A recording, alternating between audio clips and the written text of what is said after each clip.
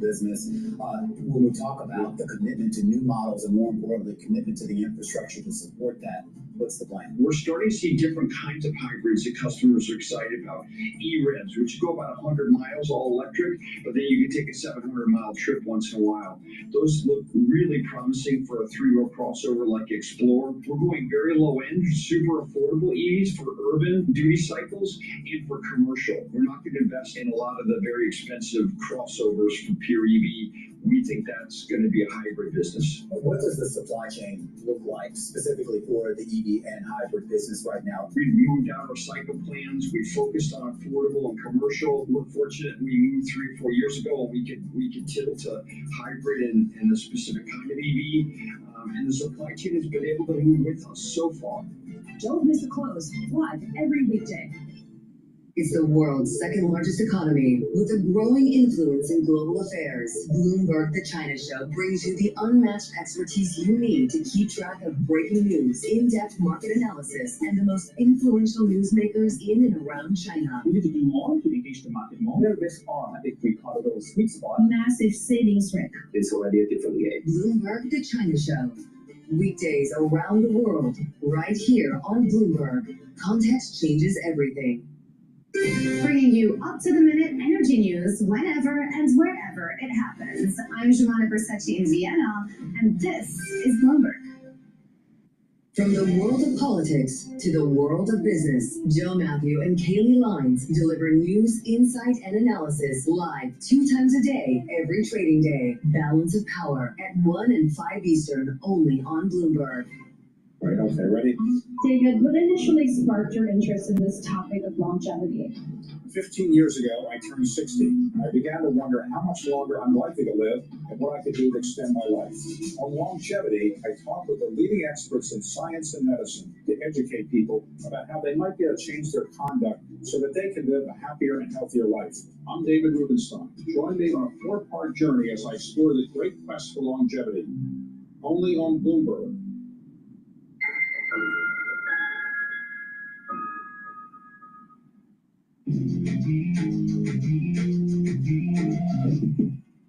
All right, it's time now for top calls. Some of the analyst action in focus this morning. And first up, Caterpillar getting raised to a buy over at Evercore. The analysts over there say that the company is trying to reduce discontinuing in the fourth quarter, which would boost earnings. Shares up a little bit this morning. Next up, the data center energy company Vertiv is getting initiated with a sell rating over at GLJ Research. The analyst says that the stock is pricing in perfection. And good news, we'll sit down with the CEO next hour. Finally, Palo Alto is getting upgraded to over at Bank of America to a buy after what the firm calls an impressive performance on all fronts in its fourth quarter. Also good news, we'll talk to the CEO next hour, Matt Miller. We talk to a lot of CEOs on this program. That's the point. So I'm looking forward to those 2 interviews. We've been discussing the U.S. government's potential 10% stake in Intel using the CHIPS Act as equity. Bloomberg tech editor Peter Elstrom joins us now from London to try and sort through this complicated and fascinating story, Peter. So my main concern, because I'm from Licking County, Ohio, is that, they have the cash they need, the capital to build this giant fab, I guess, in between. Hello, this is DrPaulCottrell, and I'm doing a live stream on August 19th. We're live streaming on Rumble, on YouTube, on my website, the-studio-reykjavik.com, and simulcasting on X Spaces. If you have a question or you'd like to give me your opinion on what is being covered, please join X Spaces on my X channel, and you can ask for the mic. You'll be live on the show. You can also type it in the chat. Thank you for joining. I greatly appreciate it. Please help support the work that I do by donating on my website, the-studio-reykjavik.com. You can donate through Stripe, PayPal, or buy me a coffee on the homepage. You can also be a paid member to my Patreon channel. I produce these videos for free to inform you on how the market is emerging throughout the news day. So please help support the work by donating. Share the links, ask your social media to follow me, and take a look at the great products that I offer. I have ebooks, I have supplements, and I have course material on immunology and pulmonology that you can learn from. So please take a look at my store, the-studio-reykjavik.com. The link is in the description of this video and all my videos. What we're going to go to now is BBC talking about Trump says he has spoken to Putin to arrange the Zelensky meeting.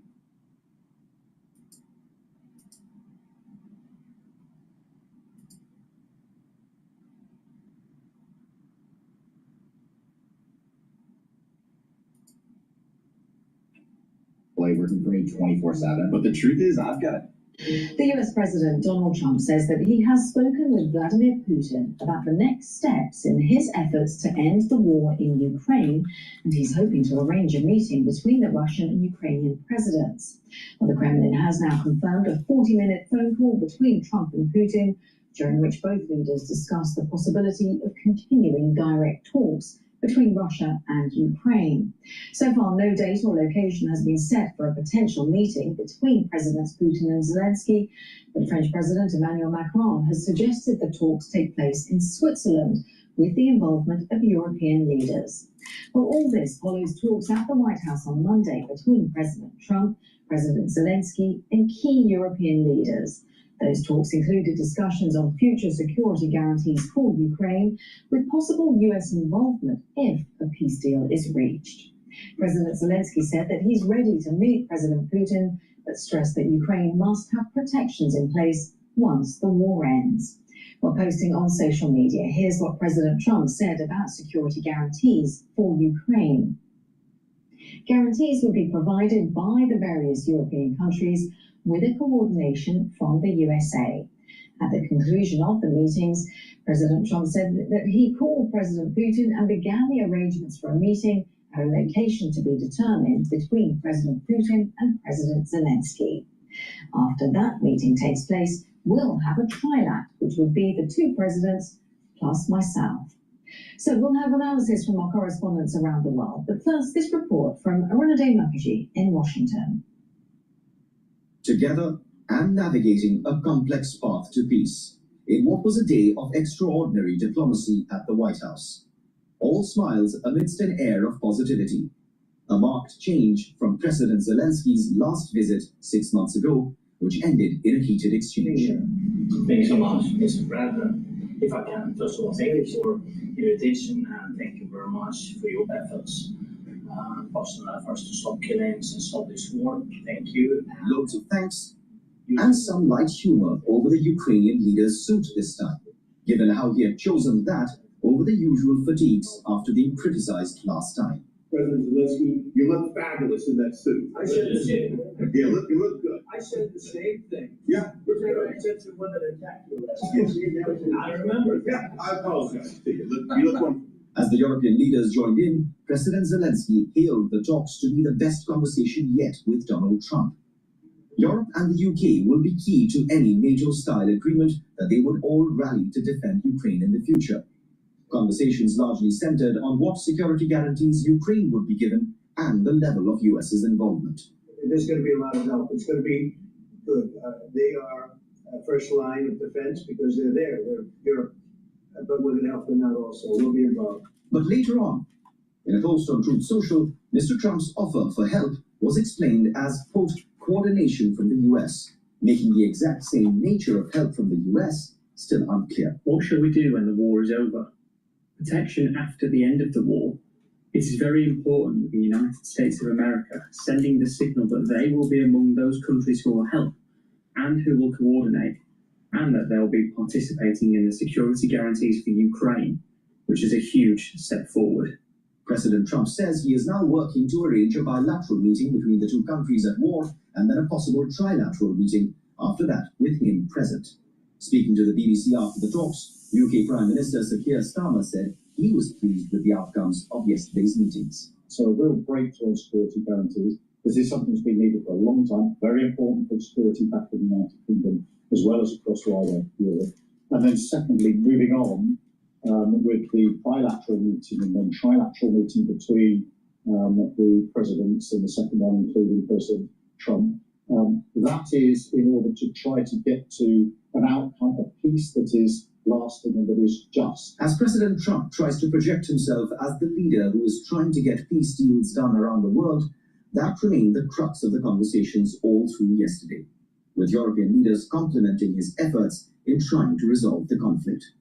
In the absence of a ceasefire, leaders know they are racing against the clock to get a peace deal done.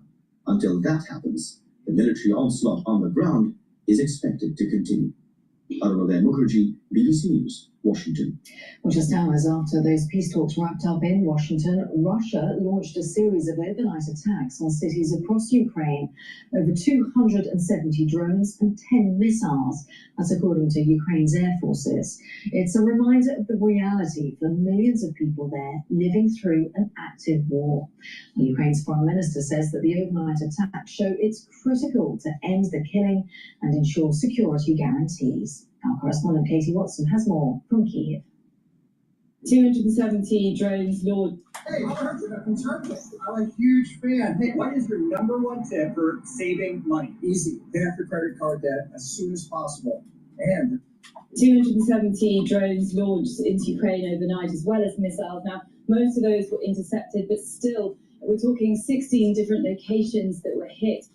In Donetsk, there were several strikes that killed at least 5 people over the last 24 hours. There have been strikes in other parts of the country that have taken out power supplies. And that's what President Zelensky has said all along, that there is a war raging here. Russia needs to stop the killing. There needs to be this ceasefire before there can be, negotiations about a future peace deal. And people here in Ukraine, that's absolutely what people here feel. People who are watching, waking up every single day to learn of new strikes. And of course they can hear the sirens as well across the country warning them about that. So they're very much living every single day an active war, and they want to see a stop to that before negotiating further.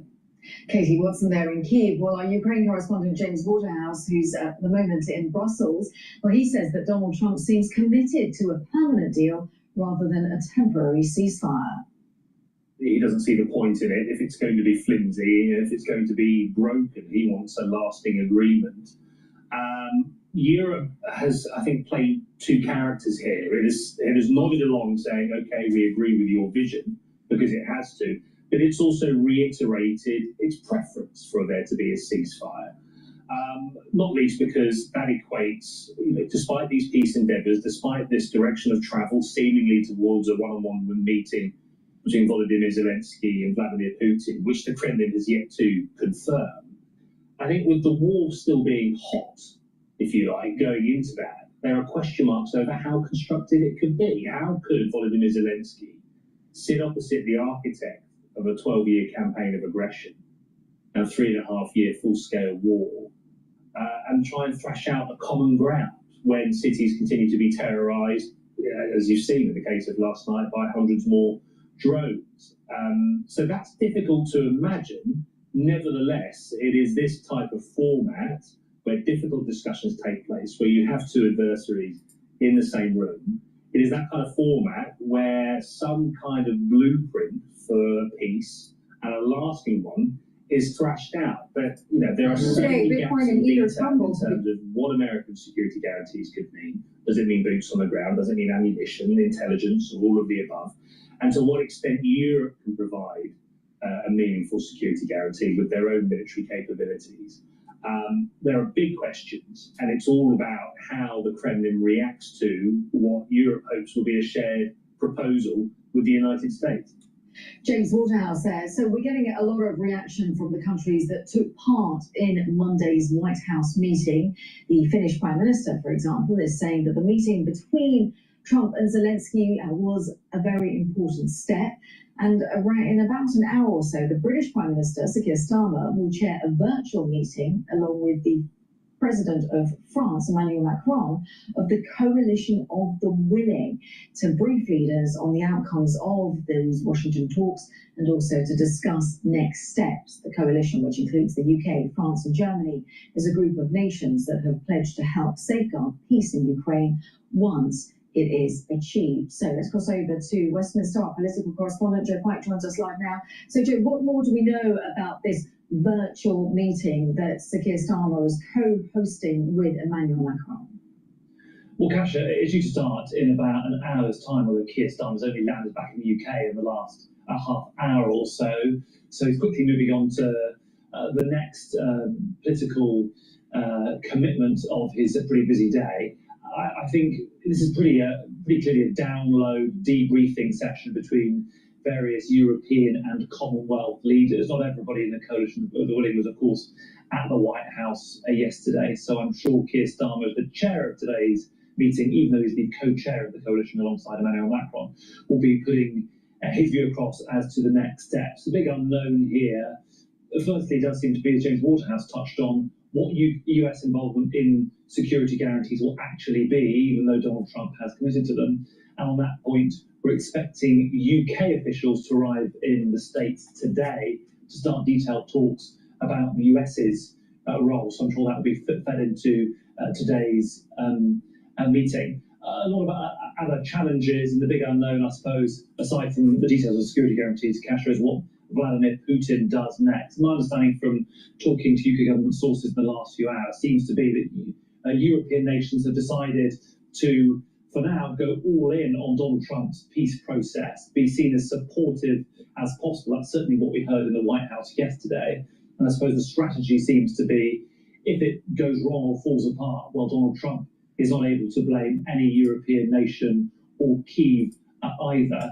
And also, certainly, breaking news, President Trump rules out sending U.S. troops to Ukraine despite expressing openness to the idea during the talks with Zelensky.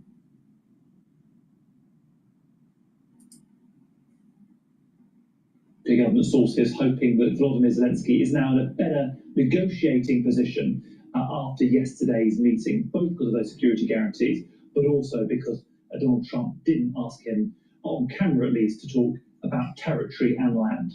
Okay, Joe, we'll keep an eye on as and when that summit or meeting takes place, a virtual meeting of the Coalition of the Willing. Thank you so much, Joe Pike, our political correspondent, joining us from Westminster. Joe saying that meeting, in theory, starting in around an hour's time. We'll bring you all the very latest lines on that.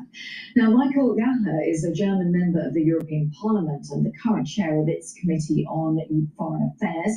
And he told me that a ceasefire is a necessary step in negotiations aimed at ending the war in Ukraine. I think that is one of these. When you get in your car, you just need to put your location in the trip planner. It recommends where you need to stop, for how long, park, plug in, and I think that is one of these problems that remain after this meeting, which of course avoided an escalation like we saw before, and Trump saw that Zelensky is not alone. But the point is the consistency of American positioning. We all recall that he was saying some time ago, well, in 50 days there must be a ceasefire, otherwise we have sanctions, and he shortened this whole period. And then after meeting in Alaska, all of a sudden, apparently Putin convinced him not to have a ceasefire. I think a ceasefire is necessary because it proves whether or not Russia is at all willing to embark on a process of negotiations towards ending the war. And I think there is no clarity whatsoever to the contrary. As we spoke yesterday when we saw the leaders arriving, the air raid started in Kiev and other cities. So that remains to be seen whether there is willingness on the Russian side. So that was Michael Gallagher, a German member of the European Parliament. Just a line coming in from Volodymyr Zelensky himself. He's been posting on social media on the X platform saying that yesterday important talks took place in Washington with the president and with European leaders. He says that this was a truly significant step towards ending the war, ensuring the security of Ukraine and our people. We're already working on the concrete content of the security guarantees. Today we continue coordination at the level of leaders. There'll be discussions, and we're preparing for the relevant formats. We'll continue working tomorrow. National security advisors are also in constant contact now. There will be security guarantees. And just adding that he thanks all the partners for their determination and support. Ukraine feels this strength. We'll do everything to make the path to peace a reality through partnership, through security guarantees, and through the courage of the Ukrainian people. Those security guarantees are a little bit vague at the moment, but we know Finland is calling for the US to back up those security guarantees. And when Zelensky talks about the courage of the Ukrainian people. 270 drones fell overnight from Russia into Ukraine, 10 missiles as well. So the react. All right. Let me give you an update on the market. The S&P 500 is trading at 6,445. VIX is trading at 14. Euro is trading at 1.16. Oil is trading at 61.99. BITO is trading at 20.84. Bitcoin is trading at 115,000. Japanese yen is trading at 147.61. Natural gas is trading at 2.76. And oil is trading at 28.14. All right, so let's go over some of the resistance and support levels. The S&P 500's near-term resistance level is 6,500. If you've been noticing, it's been below that, and it's just hovering just below. So that's a resistance level. If we start hearing some positive news in terms of the Fed rate cut, positive tariff news, maybe even peace with Ukraine, that could all be positive for the S&P 500. Now, the support level is, if it fails and we start to have a little bit of a drawdown on the S&P 500, the support level is 6,250. Now, BITO ETF that's longing Bitcoin, Bitcoin's trading at 115,000. It was trading at about 120 just recently and then dropped back down. So that, with BITO trading at 20.86, you have a resistance level at 2149 and a support level at 20. Now, Bitcoin may continue to go down a little bit. There seems to be some issues in the news that I don't know the details on, where BlackRock bought some of Strategy. I think they bought about 5% of the company.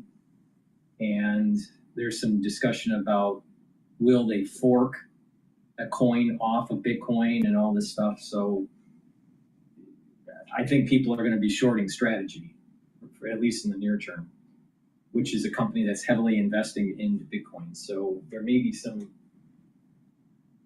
that may be causing some of the Bitcoin to be selling off a little bit. All right, oil. Now, oil is trading at almost 62. It's trading at $62 a barrel for WTI.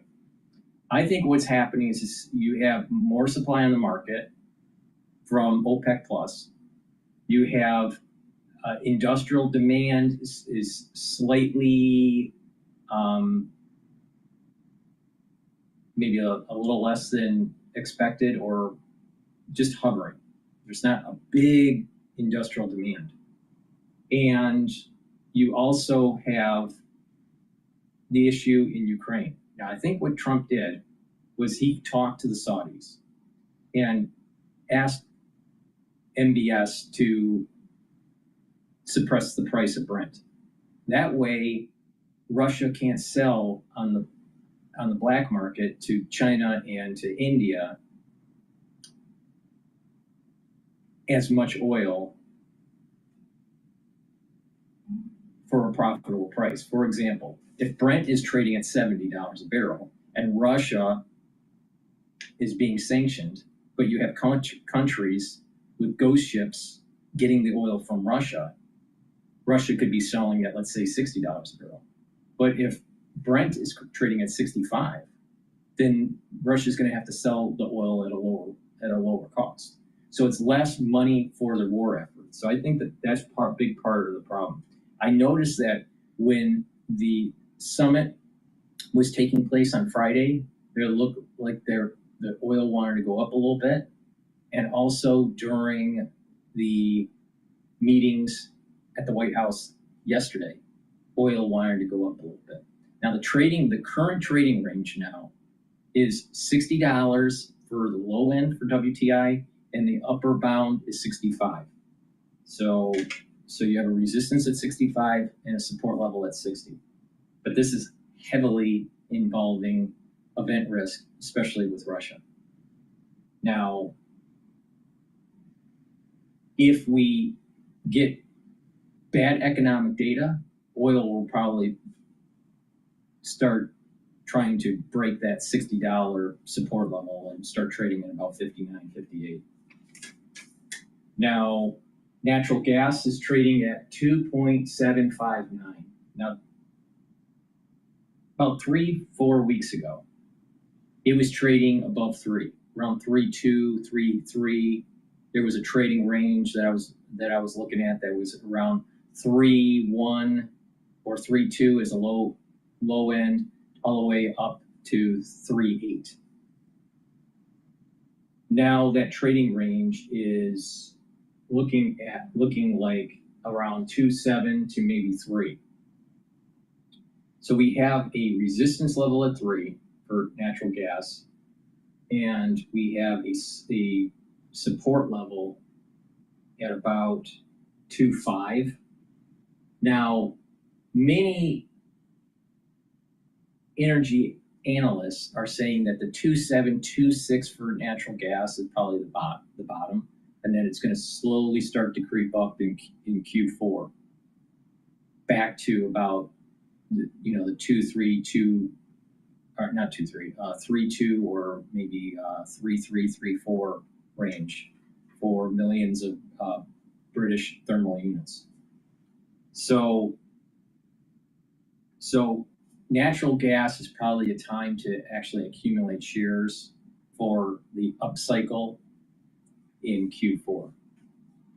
Now, TYD, which is an ETF that trades the belly of the curve for treasuries, U.S. treasuries, it's the 7 to the 10-year treasury. Now, the 10-year treasury is trading at 4.3 for yield. 10-year treasury is trading at 4.34 for the yield. Now, TYD, which is the ETF, is trading at 25.07.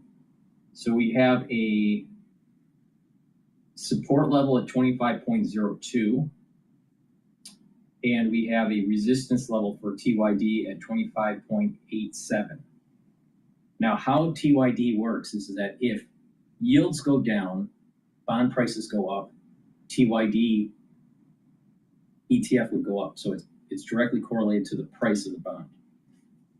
If the Federal Reserve lowers rates, then the curve, the yield curve for the different maturities is most likely going to start to shift down. Now, it doesn't mean it's going to shift down in equal amounts. It doesn't mean that they're going to shift down at exactly the same time. But over time, that curve is going to shift parallel down. Now, what that means for the belly of the curve is that if the Federal Reserve is lowering rates, that the 7 and a 10-year yield most likely will trade lower. Now, if the Federal Reserve does their rate cut this year, some people are saying in September, some people are saying in October. I think it'll be in October. And I think it'll be a 1/4 point. But if the Federal Reserve does lower a 1/4 point or a 1/2 point, then it's going to affect the belly of the curve and yields will start to go down. And instead of trading at 4.3, I wouldn't be surprised that it starts trading at 4.1. So that would mean that TYD will go up. So keep in mind with that price action with the Treasury, especially with the Federal Reserve potentially lowering rates this year. All right, with that said, let's go back to some of the breaking news here. I want to listen into individuals talking about their projection for Bitcoin. This is on CNBC.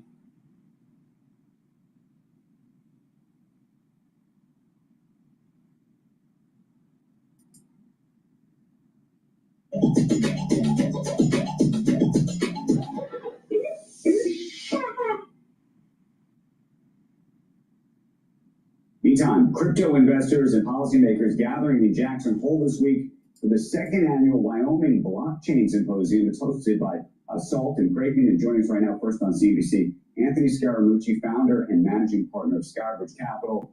Smart to do this almost as a shoulder event to Fed Chair Jay Powell.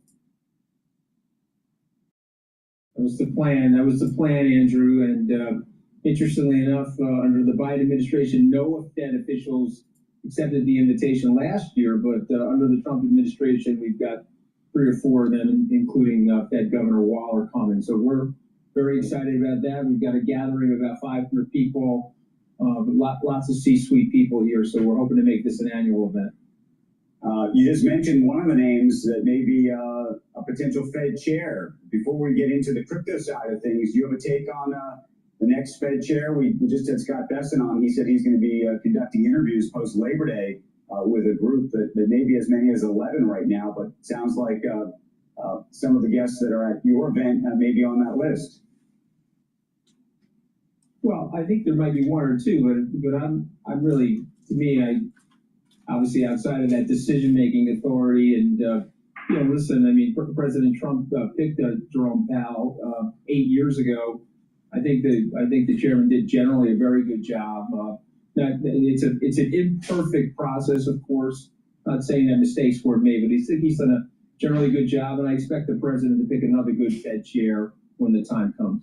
You're long Bitcoin. No wonder you love him, Matt. Well, that's what I was going to say, Anthony. Interestingly, a dovish chair is good for your business. It's good for crypto, right?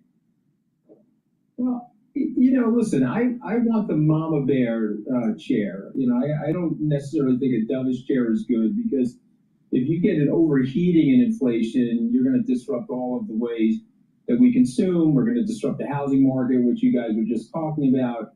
I would prefer mama bear. I think Bitcoin specifically is going to be fine in any scenario, but I like the mama bear Fed. So hopefully the president will pick the mama bear. How are you thinking about Bitcoin right now? We're looking at the price tag right about $115,000.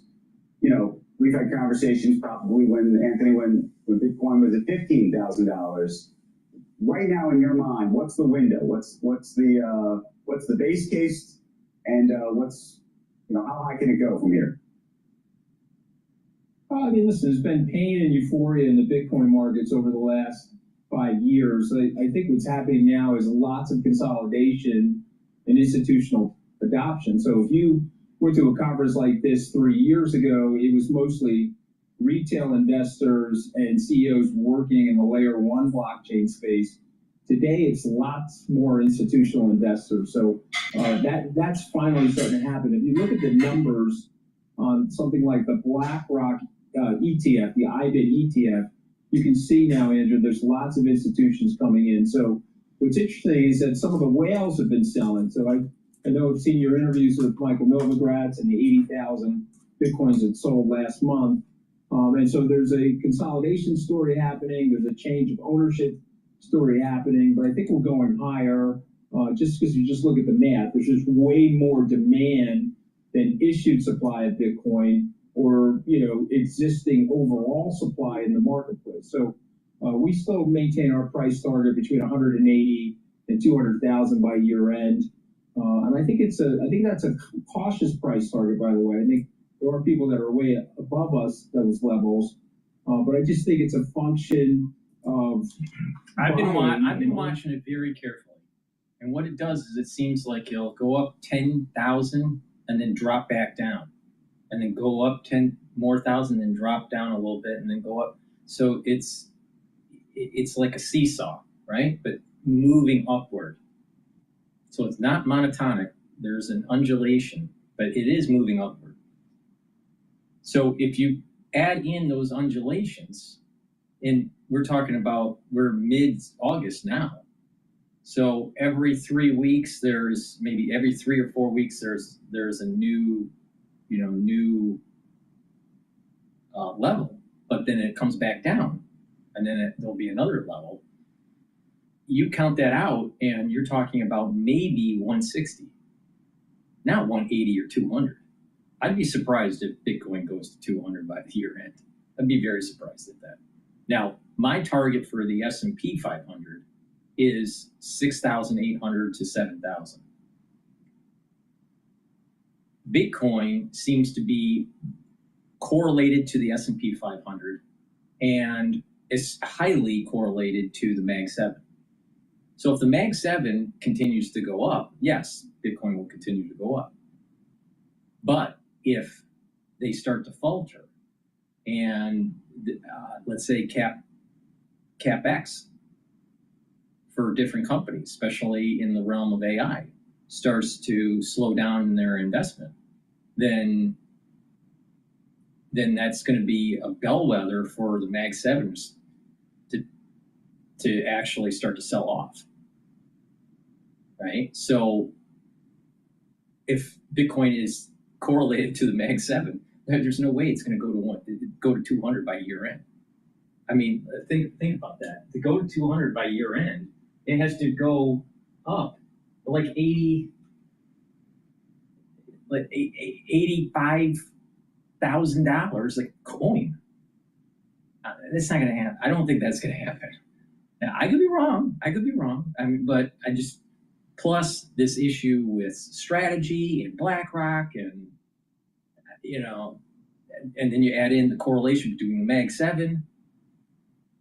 I'm not so sure. I think that's way over optimistic. 160, I think 155, maybe.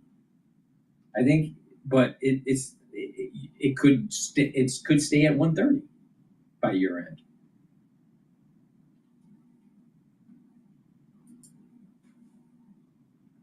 $450 Bitcoins being made by the network per day. How do you feel about buying Bitcoin directly these days versus folks buying ETFs versus folks buying, you know, some of the products that Michael Saylor is selling, for example? Now, my take on this. My take on this is that you can buy a fraction of a coin. You can buy it, you know, buy Bitcoin. I prefer to buy ETFs because when you look at that whole ETF world, you can get leverage out of the ETF. So you're buying on leverage, and you can create strategies where you can buy and sell. So you can buy an ETF that buys Bitcoin that's long, or you can short it. It's harder in the spot market for Bitcoin to do that. You can, but it's just harder to do. It's harder to short Bitcoin, right? Just short it, right? Because it'd have to be to another currency. And usually that's on a margin, and you can get a margin call. And there's a lot of, it's hard. So it can be done, but it's a lot harder. But if you play the ETF game, you get more specificity. You can calibrate your trades better. And that's the reason why I look at these ETFs. And there are a lot of them out there. Now, BITO is longing Bitcoin, and BITI shorts Bitcoin. So you can create these complex strategies. Problem is that those are leveraged, and you get leverage decay. So you can't hold the position for very long, because if you do, you start to lose that volatility. So the way those ETFs work is it's playing with the volatility. So if Bitcoin doesn't move fast, those ETFs don't move. It's when you have big price moves, either up or down, where you get the action in the ETF. They're all linked to Bitcoin, IBIT being the purest link to Bitcoin. I think what Michael has done is absolutely extraordinary, as evidenced by all of the copycats that are out there. And again, not just copycats for Bitcoin, but for Ethereum, Solana, Avalanche, and others. And so it's different strokes for different folks. Michael, you're probably getting a little bit more of a kick to your Bitcoin exposure. IBIT, I think it's a pure play, and I would just point out that places like JP Morgan will actually lend on IBIT, and so it's a very secure asset that people trust. I own a lot of Bitcoin and hold it in storage, and Andrew, for myself and for Skybridge. And so there's different ways to approach it. I think the institutions will likely go into the ETFs. And of course, there's a lot of institutions that quote unquote can't own Bitcoin, that they end up owning Michael stock or synthetics like that. And where do you land right now in the stablecoin arena? We've had Mr. Allaire on recently from Circle. That's really the way people are playing that in the public market at this moment. But there's a whole bunch of new stablecoin companies coming into the public market. And I keep wondering sort of how that all shakes out longer term. That feels different to me than what's happening with either Bitcoin as a currency or Ethereum or whatnot. Well, I mean, and also, you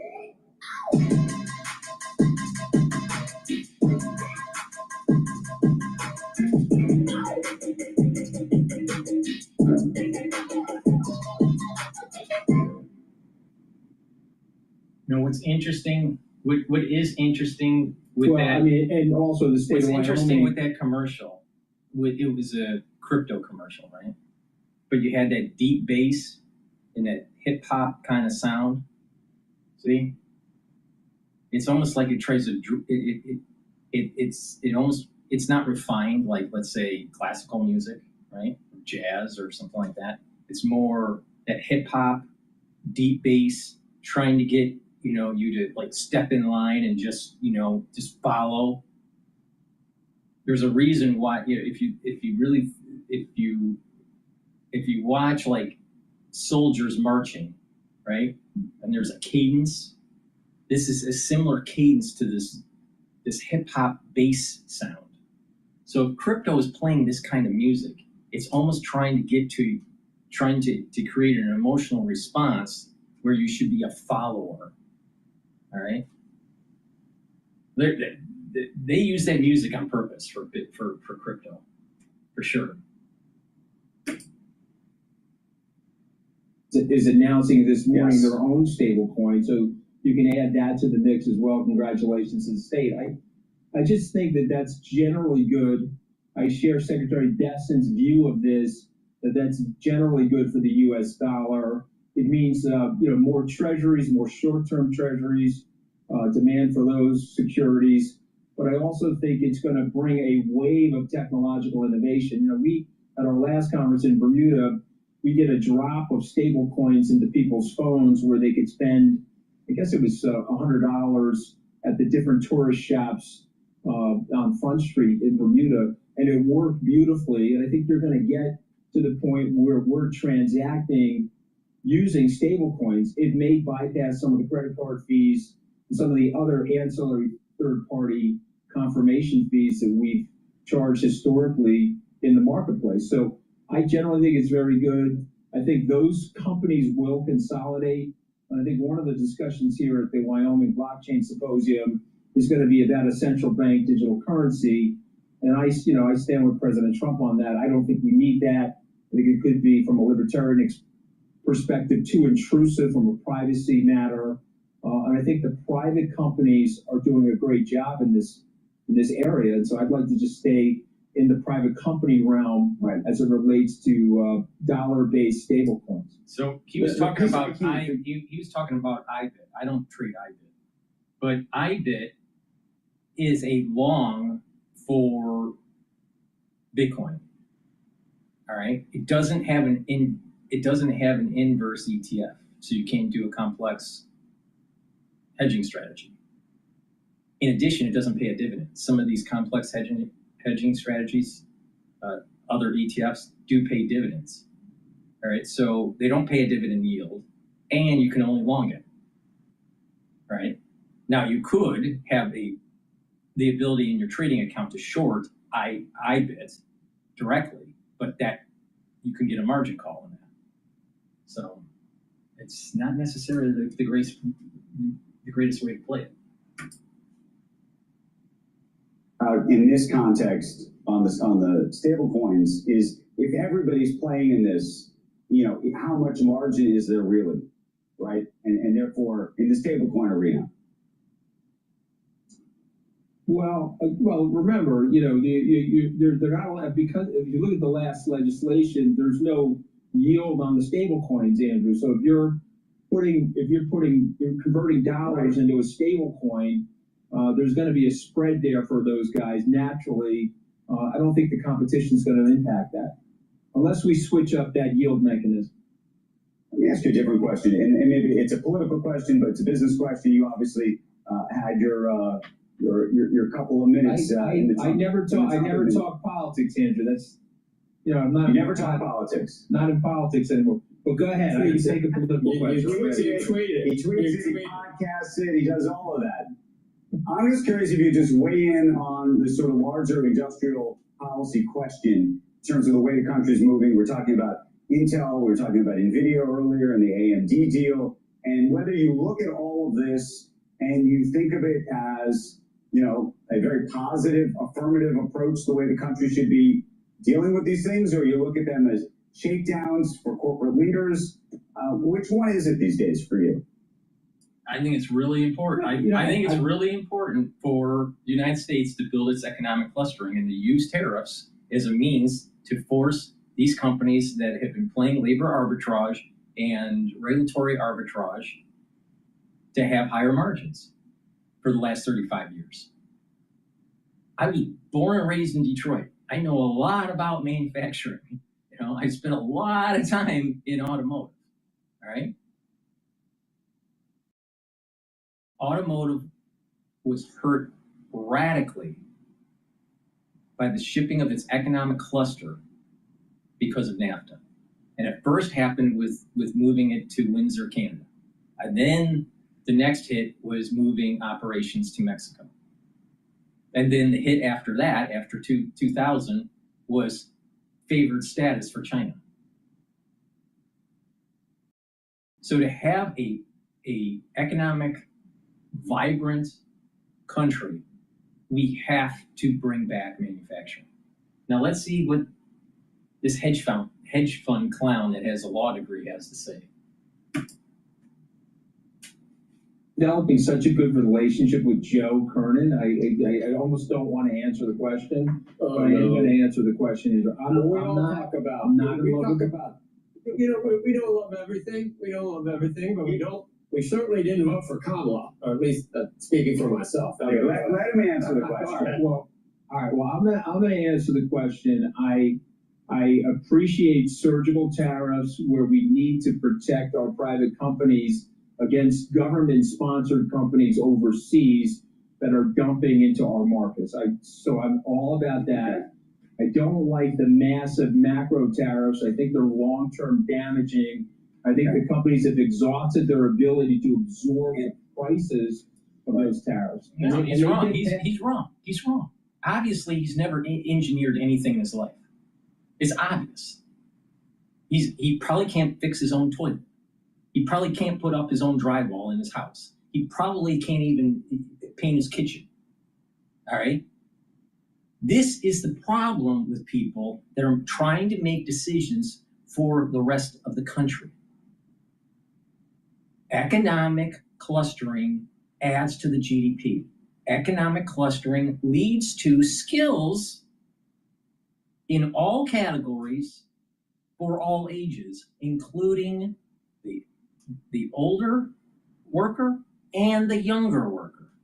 When you get rid of your economic clustering, you get rid of economic mobility.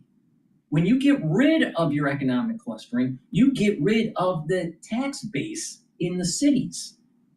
It's not a mistake or just an aberration when a city loses its economic clustering and then all of a sudden the water isn't so good.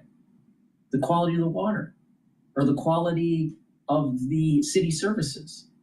And the city starts to decay. The roads start to decay. Because there's less of a tax base. Because people left. People don't have higher paying jobs because the economic clustering went to Canada or Mexico or China or Vietnam. The main reason why Flint, Michigan had so many problems with its water was because GM left. The money left. The economic clustering left. When a major manufacturer leaves, all those peripheral industries leave too. Some of them are mom and pop shops, others are tier 1, tier 2 suppliers. So we're supposed to just keep globalization going while we erode our economic cluster in the United States? Because when you do that, the people that make money are the transnational capitalists. He's a transnational capitalist. He makes money on pushing paper, pushing digits. He doesn't care about the economic clustering in the United States. And this is the problem that we have with these people that are on these shows.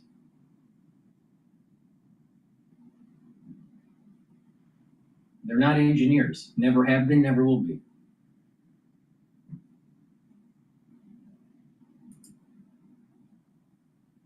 All right, let's go to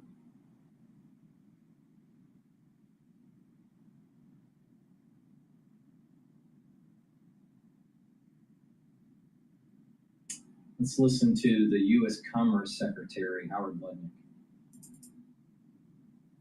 Oh, before we do that, same old phone? No. Let me just do a product plug here. Please go to my store, the-studio-reykjavik.com, and get the C60. C60 is a very potent antioxidant. It's part of my anti-aging protocol. And by using C60, you're going to slow down the aging process, improve your endocrine system, improve your immune system. Now, you're going to also improve your cardiovascular system. Now, C60 you can get in in extra virgin olive oil, in avocado oil, or in MCT coconut oil. Now, C60 needs to be in an oil because the carbon molecules, 60 carbons connected together, looks like a soccer ball. It'll soak up free radicals, but that molecule has to be in a lipid for you to absorb it properly. All right, it's lipid soluble. So it's really important to understand that C60 has to be in a lipid. If you take C60 that's in a powder form, that's the wrong way to do it, by far, the wrong way. It has to be in a lipid. So by taking C60, a teaspoon a day, on an empty stomach preferably, you're going to be able to absorb it better. And what it does is it's going to soak up free radicals. It's very potent. It's hundreds of times, if not 1,000 times, more effective than one molecule of vitamin C. Because a molecule of vitamin C will neutralize one free radical. C60 can neutralize hundreds, if not 1,000 free radicals. Just one molecule. The reason being is that these carbon molecules are connected. It's because of the valence electron shell of the carbon, and other carbons are connected and they share electrons, and it kind of just shimmers. These electrons just move around, and by doing that, it can neutralize those free radicals. Now, with C60, what happens is that it's going to soak up those free radicals, neutralize them, so it's not causing damage to your cells or your tissues. It's going to soak up free radicals in your vascular system to prevent oxidizing LDL. Because when you have LDL that's oxidized, it causes plaque formation. So if you're soaking up the free radicals that's causing oxidized LDL, you're not getting plaque. So that's the reason why it helps with your cardiovascular. Now, it'll help your immune system and your endocrine system to get into homeostasis. It'll help with your neurons. It'll help the mitochondrial health in the neuron. Because by soaking up free radicals in a cell, including a neuron, because a neuron is a cell, you're improving the health of the mitochondria. And when you're improving the health of the mitochondria, that means you have more ATP and more energy. And one major reason why people age is that you're rusting. faster. You're oxidizing faster. You're creating more free radicals. If you're soaking those up, you're slowing down the aging process and you're boosting up your energy levels. So what's a common feature of people aging? They have aches and pains and they have less energy. Well, if you bring down inflammation, if you soak up those free radicals, if you reduce the stress on the tissues, if you improve your immune system so it can heal, if you improve your endocrine system, your body is going to work better. And you're going to slow down the aging process. So when you have more ATP in your cells, the cells will have a higher metabolism. It will work better. Cells that don't have ATP don't work so well, including neurons. So as these neurons are improving with the health of the mitochondria, and you're soaking up those free radicals and reducing the stress, the myelin sheath is improving, the chemical signal is better, you'll have more neurotransmitters, you'll think faster, you'll have better memory, and you'll have this positive neuroplasticity when you do this on a regular basis. So taking C60 is super important for all of your organ systems because it is a very strong antioxidant. I've been taking C60 since 2016 every day. Now take a teaspoon a day, every day. Preferably on an empty stomach. If you work out, take it before the workout, and it's going to soak up the free radicals you generate during the workout, and you'll notice that you're recovering quicker. Because if you have a buildup of free radicals and you're not neutralizing them, it's causing damage to your tissues. If you look at someone that overworks out and they're not taking anti-inflammatory supplements, bringing down pro-inflammatory cytokines, and if they're not soaking up free radicals, they age faster. So people think, well, if you just run a marathon and you don't take the right supplementation, the right antioxidants, the right anti-inflammatory supplements, people think, oh, if you just run a marathon and you're athletic and you don't take supplements, that you'll be fine. No, that's not true, because you're building up free radicals while you're working out. And this is the reason why that if you overwork out and you're not eating properly, because there's antioxidants in certain types of foods, but also taking higher doses of supplementation and stacking them the proper way, if you overwork out, you're speeding the aging process. Case in point, you look at these super athletes, right? Like the Tour de France types, and you look at them after they retire, all right? So they're in their prime, at age 23, 24, 25, maybe 27, all right? And then they start to decline. And you look at them when they're in their 40s, huge difference. They've aged a lot. And this is the point I'm making, is that there is such a thing as overworking out, especially if you're not taking higher doses of those supplements that will bring down inflammation and soak up those free radicals. So you can take lessons learned from sports medicine. You can take lessons learned from geriatric medicine and apply it to your health, and notice that with the proper diet and exercise and the way you stack your supplements will lead to slowing down the aging process and heal your body. Not just slow down the aging process, you're healing your body. That's the whole point. So please go to my store, blood-studio-reykjavik.com, and get the C60. Make sure you take it every day, a teaspoon a day. And it stacks really well with NAD+, ubiquinol, resveratrol, clarity factor, and other supplements that I'll be talking about throughout this broadcast. But it works.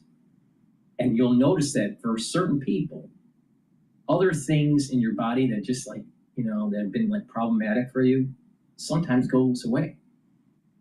A lot of people that have a vision issue will notice that their vision starts to improve over time. Now, what is vision?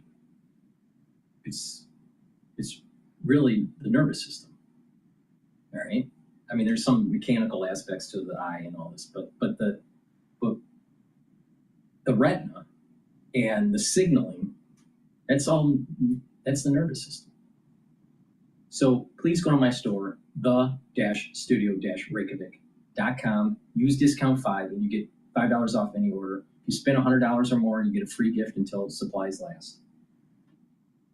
But get the C60, very high quality antioxidant. And if you pay attention to my protocol, you will get healthy. All right, let's continue. Upgrade to the new Galaxy Z Fold 7. Let's talk more about the possibility of this government stake with the Commerce Secretary, Howard Lutnick, who joins us, I believe, this morning from Washington. Morning, Mr. Secretary. Good to see you. Good morning. Nice to see you guys. Can you help us understand sort of the calculus behind this move? Sure. So for national security, we need to make our own chips here. We cannot rely on Taiwan, which is 9,500 miles away from us and only 80 miles from China. So you can't have 99% of leading edge chips made in Taiwan. We want to make them here. So that's a key part of our initiative.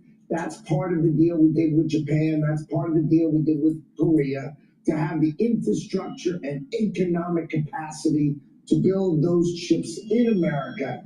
And of course, one of those pieces is it would be lovely to have Intel be capable of making a U.S. node or a U.S. transistor, driving that in America. That would be lovely. That's not necessary, but as I said, that would be a really good thing to have, would be American participant in the semiconductor space.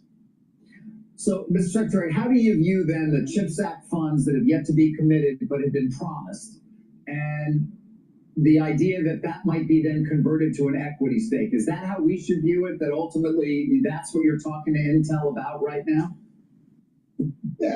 Yes. I mean, the president figures out that America should get the benefit of the bargain. I mean, that is exactly Donald Trump's perspective, which is, why are we giving a company worth $100 billion this kind of money? What are in it for the American taxpayer? And the answer Donald Trump has is, we should get an equity stake for our money. So we'll deliver the money, which was already committed under the Biden administration. We'll get equity in return for it, get a good return for the American taxpayer, instead of just... I think it's very important, especially for our key industries like semiconductor industry and the electronics, especially when it comes to defense, to make it more stable and domestic. All right. Now, Intel used to be a darling company, right? But they're having problems. Now, they probably weren't paying attention to what was going on with these GPUs, and they were more focused on CPUs. But it's important to keep them afloat, to help them build fabs in the United States, because they are going to be a major player in the future economy. It's not just going to be in NVIDIA. We're going to need Intel. We're going to need AMD. We're going to need chips from Taiwan. And the more domestic manufacturing that we have, the better. And not just that, the more fabs that we create in the United States, the more that these kids that are coming out of college, either in chemistry or in computer science or in physics, they'll be able to get jobs. Because you're talking about lasers, you're talking about chemistry, you're talking about statistical manufacturing. These are high-paying jobs. Instead of having kids coming out of college and they can't find a job. This is going back to what I was saying before. We've shipped our economic clustering for the last 35 years, and it's starting to affect us. So it's time to move it back. Not just that, it allows us to have a war footing against China. Now, here's the rub. The more that we bring back our domestic manufacturing, there's less of a desire to maybe support Taiwan in a war. You know, so that you know, there's a downside to this. But I am all for the government coming in and helping to support Intel. Unfortunately, Intel didn't see the writing on the wall, and that they were so focused on CPU. And then even back in the day during Steve Jobs, if you remember, Steve Jobs started putting Intel in the Mac. It was the MacBook, right? And then eventually Apple started doing their own chips. So that, I think, was the start of the fall for Intel. They were so focused on CPU, right? And you had this, you know, company on the periphery, NVIDIA, doing GPUs, you know, for gamers. And they just didn't see the changing tide, where you had big companies like Apple creating their own chip for their different devices. And Intel just slowly lost share. Instead of like go, well, wait a minute, what's going on in the gaming market?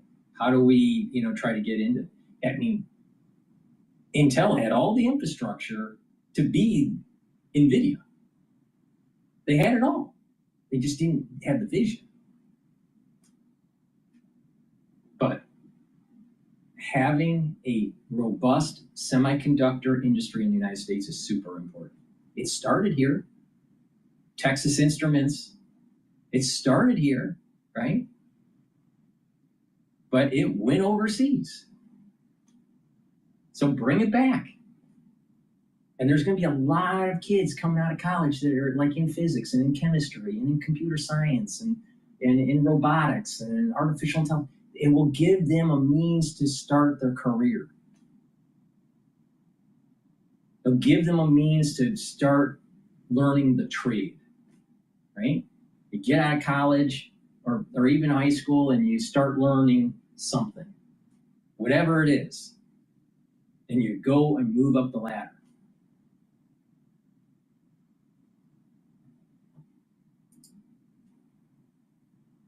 Grants away.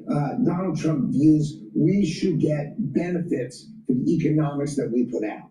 Yeah, I love your response then to, I mentioned this analyst, Stacey Raskin, because he's written on it. He's one of the top analysts who follows this company for years. You know, he says that we know the company's recognized $2.2 billion in CHIPS Act grants to date. And suppose one could argue that given the delays, they probably aren't going to get all the rest anyway, that being another $8+ billion. Nevertheless, trading 10% of the company for what it now seems worse than the prior agreement, which basically they were getting the money for free. You know, do you not put Intel in a better position? Do you not put them in a better position to compete? Is that, you know, should that be a concern, since you want them to be the competitor you described earlier in terms of a U.S. champion? Look, the CHIPS Act was just a giveaway to rich companies. I mean, why in the world is the United States... What it was is that as Intel, think about this, as Intel was starting to decline and the demand for their chips were starting to decline, you have all these other big companies making their own chip, and they're having it made by Taiwan, right? They were having a decline in their demand, but they have a lobbying group. They have senators. They have people that they know. Oh, give some of that money to us, some of that chip money to us, and we'll fill some of the hole that we have, even though that no one wants to buy our chips, even though that our business model, our business plan for the future is somewhat not very optimistic. The thing is that they need to have a different vision. They need to start thinking, what is going on with what's the new economy, and being able to invest in it. Instead of this whole corporate welfare because of lobbying groups. And this is a big problem in the United States, especially with the lobbying with K Street. You have a corporation that may be declining. They try to create certain types of regulation that will benefit them instead of their and push out their competitors. And or they get some sort of subsidy or some sort of help by the government through the CHIPS Act, let's just say under Biden. And it's not really helping the company because of poor management. See, they were supposed to build this fab, right? Well, instead, it's to keep on kicking out the dividends to the shareholders. It's to fill some of the holes because of bad management. Well, no, they need to get their shit together because we're going to be going to war with China. All right. Now, if we're going to go to war with China, we better be able to make those chips because majority of the chips that are made in the world are in Taiwan.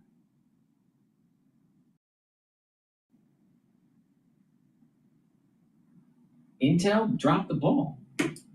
So what it is you have these analysts from Wall Street. You have these analysts from Wall Street going, well, this is a bad deal. The deal under Biden was better because we didn't have to give up, relinquish any control. Well, wait a minute. If you ran the business better, you wouldn't need the CHIPS Act. You wouldn't be in this problem. You wouldn't be losing your market share.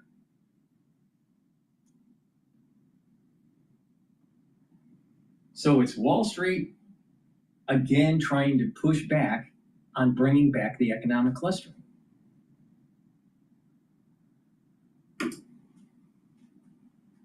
And giving it to companies like TSMC, which is worth $1 trillion. I mean, why would we give them money to come to America? Donald Trump understands how to do this. What he does is he says, if you don't build in America, you're going to pay a 100% tariff and then watch them come flying in. So the idea is let's change with respect to Intel. We want Intel to be successful in America, okay? We'd like an American transistor built in America, right? We'd like an American to be doing that. So Donald Trump says, hey, look, let's turn the money that Biden was going to just give away and turn that to equity for the American people. Yes, it is a worse deal than giving it away. But when you put this money in the hands of Donald Trump, you're going to get a better deal for the American taxpayer. That's what Donald Trump is. Not just that, you're going to be forcing accountability. That's the problem. It's just that Intel doesn't want the accountability. But they'll take the free money and then quarter after quarter say that the fab plant is over budget and it's way over budget and that and it's delayed and da. So what it was is for the management a windfall and for the shareholders a windfall. But the taxpayers have to pay for it. During Lehman, I was for GM getting support by the government. All right. What I'm against is GM sending jobs overseas when the American taxpayer bailed them out. I have a big problem with that. Move to me. Well, all right. You made the obvious to you. Do you get governance here? By the way, once you're in for 10%, do you have to go No. Come on. No, what? Come on, stop that stuff. It's not governance, right? We're just converting what was a grant under Biden into equity for the Trump administration. I get that. I just asked if you're going to get governance. You own 10% of the company. You don't. Why wouldn't you want non-voting? Okay. No, stop. Well, I'm not overdoing it, but you got a golden share on U.S. Steel, so it's not like impossible to imagine that you do want some level of governance here if you're going to put 10% of taxpayers' money into 10% of the company taxpayers' money. Let's discuss the golden share on U.S. Steel. What happened is the Japanese Nippon Steel made a list of 12 promises. How do you make sure after they buy the company, they live up to their exact 12 promises? You say, look, we'll have a golden share. And what was the golden share?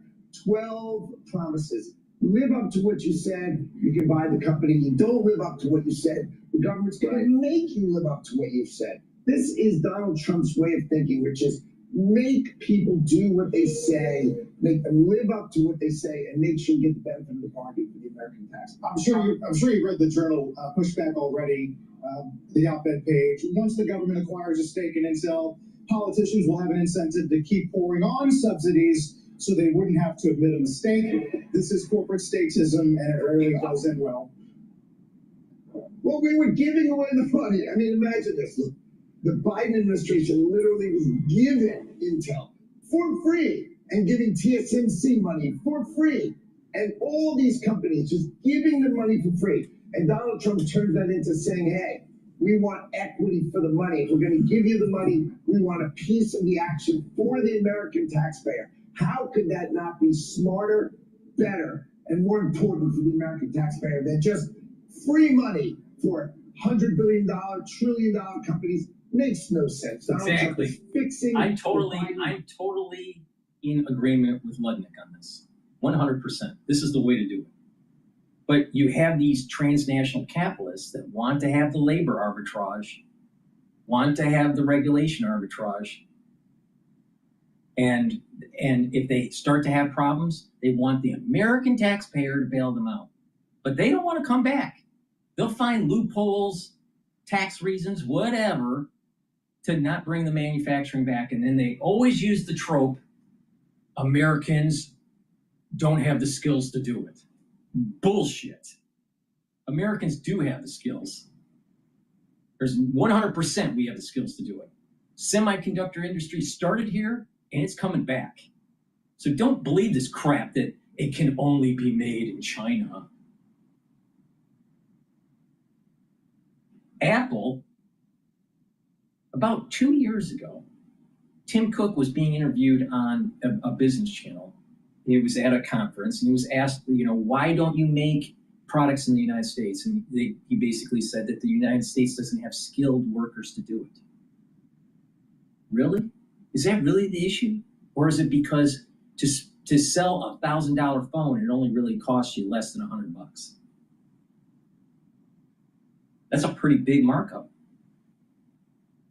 And not only that, start looking into the actual waste, the water waste, the chromium waste, the toxic waste that comes in on actually manufacturing these phones. And then you start realizing what the real deal is with the iPhone and the iPad. It's the waste and the labor arbitrage. It has nothing to do with skill. Now, people would say, well, we don't want jobs where we're just putting screws in on an assembly line. How many screws are actually in an iPhone? You ever open one up? There's not that many. It's not about screws. And a lot of that stuff is robotic arms that pick the part up and put them into a fixture. So we have manufacturing engineers that know how to do assembly lines. They're telling you a narrative that's just wrong, but they want to maintain that labor arbitrage. Now, it may be true that they can find a cheaper source in Asia than in the United States, but you don't have the economic clustering of the United States, and therefore your GDP, your debt to GDP ratio is higher. Well, if our GDP was higher and we maintain the debt, our debt to GDP ratio would be going down. And if Niall Ferguson is right, and if you have an elevated debt to GDP ratio, and if your debt, your interest payments are higher than your defense spending annually, you're a declining empire. But the corporations that want the handout when they, and they maintain this transnational capitalism, they don't care. They don't care if they deep six the country. All they care about is their quarter. Do they make it? Oh, we got a cash infusion by the government because of the CHIPS Act. And then the analysts will, do their calculation, do their NPV, net present value, and discount based on a certain rate. And then they say that, that the company is, is a buy because stock's trading at 115 and it should be trading at 2,000 or whatever. But it was the taxpayers that had to bail them out because of the poor management. So I agree with Nick. You always have, when you start hearing people going, oh, Americans can't make stuff, oh, Americans, and they don't have the skills. Bullshit, we don't have the skills. Look at how many people are coming out of college that have engineering degrees, chemistry degrees, right? Computer science degrees, and they're having a hard time finding work. You know why? Because the economic cluster was sold to Asia. All right.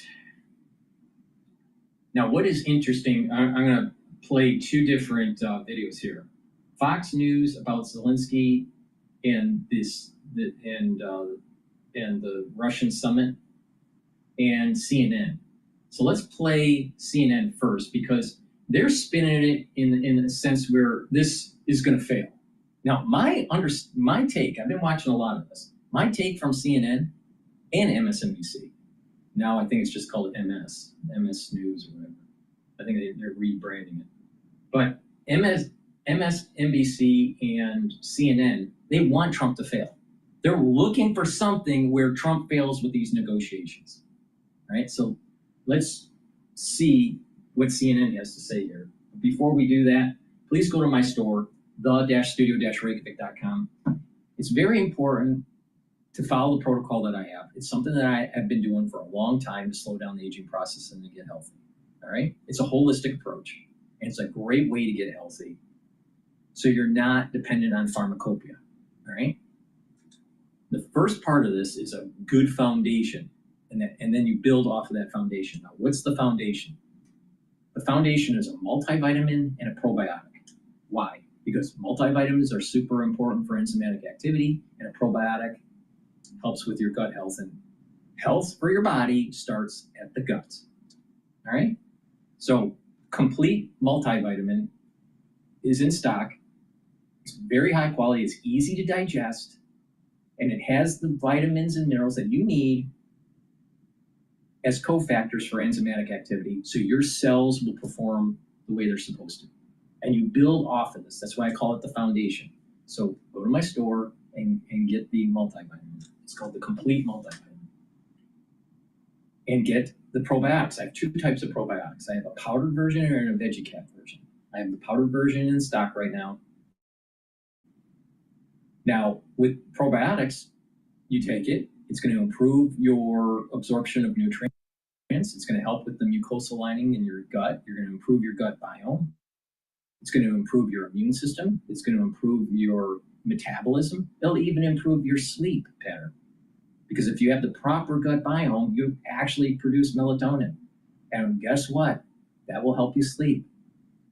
And with proper sleep, you'll be consolidating memory. You'll be less irritable. You'll be able to detoxify your central nervous system. Your skin will improve. So you get lots of benefits by taking a good probiotic. So go to my store, get the probiotics, and stack it with the complete multivitamin. And by doing that, that's the foundation that we're going to be building off of. So please go to my store, use discount 5, and you get $5 off any order. If you spend $100 or more, you get a free gift until supplies last. So let's do this comparison between CNN and Fox. This video was posted about an hour ago by CNN.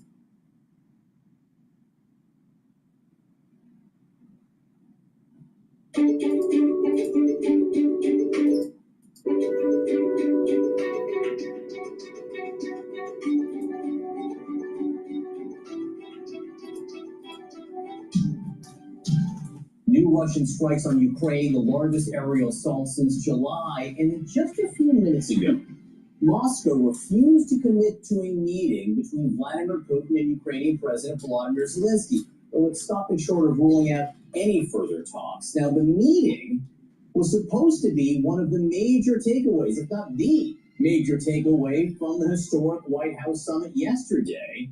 President Trump even posted that he's working on setting up that bilateral meeting between Zelensky and Vladimir Putin. But again, just a few minutes ago, the Kremlin said it is only prepared to, quote, raise the level of the delegation it sends to meetings with Ukraine. And that really is the key this morning, to try to determine what the concrete takeaways were from what were very visibly good feelings at this White House summit yesterday between President Trump, President Zelensky, and all these key European leaders you're seeing on the screen right now. They left with good feelings. The question this morning now is, will they get good results? Let's go right to CNN's Elaine Treat at the White House for the latest. The president continues to say he's setting up the meeting. The Russians continue to throw a little bit of cold water on that, Elaine. Yeah, I mean, it was very clear heading into yesterday, John, that that was the goal for the president specifically, President Trump, I should say. He wanted to be able to get another meeting on the books that included Russian President Vladimir Putin and Ukrainian President Volodymyr Zelensky sitting down in the same room. And you saw him, you know, he did have a 40-minute phone call yesterday in the Oval Office with the Russian leader. He actually paused his ongoing meeting with the 7 European leaders and Zelensky taking place at the White House to have that conversation with Putin. And then I talked to a White House official who told me he then invited that group back in, the European leaders and Zelensky, to the Oval Office after he wrapped that call to fill them in on what was discussed. And then, of course, we saw his Truth Social post saying that he is making arrangements for a bilateral meeting first between Zelensky and Putin, and then hopefully a trilateral meeting after that. But you're exactly right. There's a lot of skepticism of whether that is actually possible, when it could take place, where it would take place, but if the Russians are even willing to agree to that. And I think the key thing here is we're hearing them throw cold water on this idea. I remind you that Putin does not view Zelensky as his equal. You know, he was the one who started the war that invaded Ukraine illegally, and that's really been a problem throughout this entire time. However, there's also not just the president here, but a lot of other top advisors to him are telling him that they believe that the only way to get this solved and to end the war is to have the two of them sit down in the same room and discuss this. And that's kind of what we heard from Bessent this morning when he was on CNBC. Take a listen. He invited President Putin to land that the Russians used to own. He displayed a huge amount of military hardware and then did a flyover. It was kind of like inviting your uncontrollable neighbor to your house and showing him your gun case. And my strong belief is that there will be a bilateral meeting between President Putin and President Zelensky. And that's the only way to end this conflict, is to get the two sides talking. I mean, what a way to describe Vladimir Putin coming to American soil. You know, hearing the Treasury Secretary say it's like inviting your uncontrollable neighbor to your house and showing them your gun case. So all to say, though, you could hear Bessent there adding that he believes this is the only way to get Putin and Zelensky in the same room and try to end the war by getting these two sides to talk. But one other thing, John, before we go, I just want to reiterate to you what we heard from a number of European leaders yesterday about being one of the most important things to come out of this summit, and that was having the United States and having President Donald Trump himself saying he wants to help when it comes to security guarantees for Ukraine. A lot of them, Starmer, Mark Rutte, you know, the UK Prime Minister and the NATO Secretary General, all saying that was a breakthrough from Monday. Again, yeah, then one of the other concrete takeaway were the discussions about security talks. Again, we're waiting to see what develops. Oftentimes the meetings, they're not happening until they are. So we'll just have to wait and see. Landry, thank you very much. Okay. A great point. And even as the Kremlin is refusing to commit right now to a meeting between Vladimir Putin and Zelensky, security guarantees, as John was just saying, are at the center of talks for top European leaders still today. The French president and the British prime minister are leading talks this morning for the 30 nations who are part of what they call and consider themselves the coalition of the willing. CNN's Claire Sebastian's in London. She's been tracking this one for us. And what are you learning about what's coming out of this now, another round of meetings today?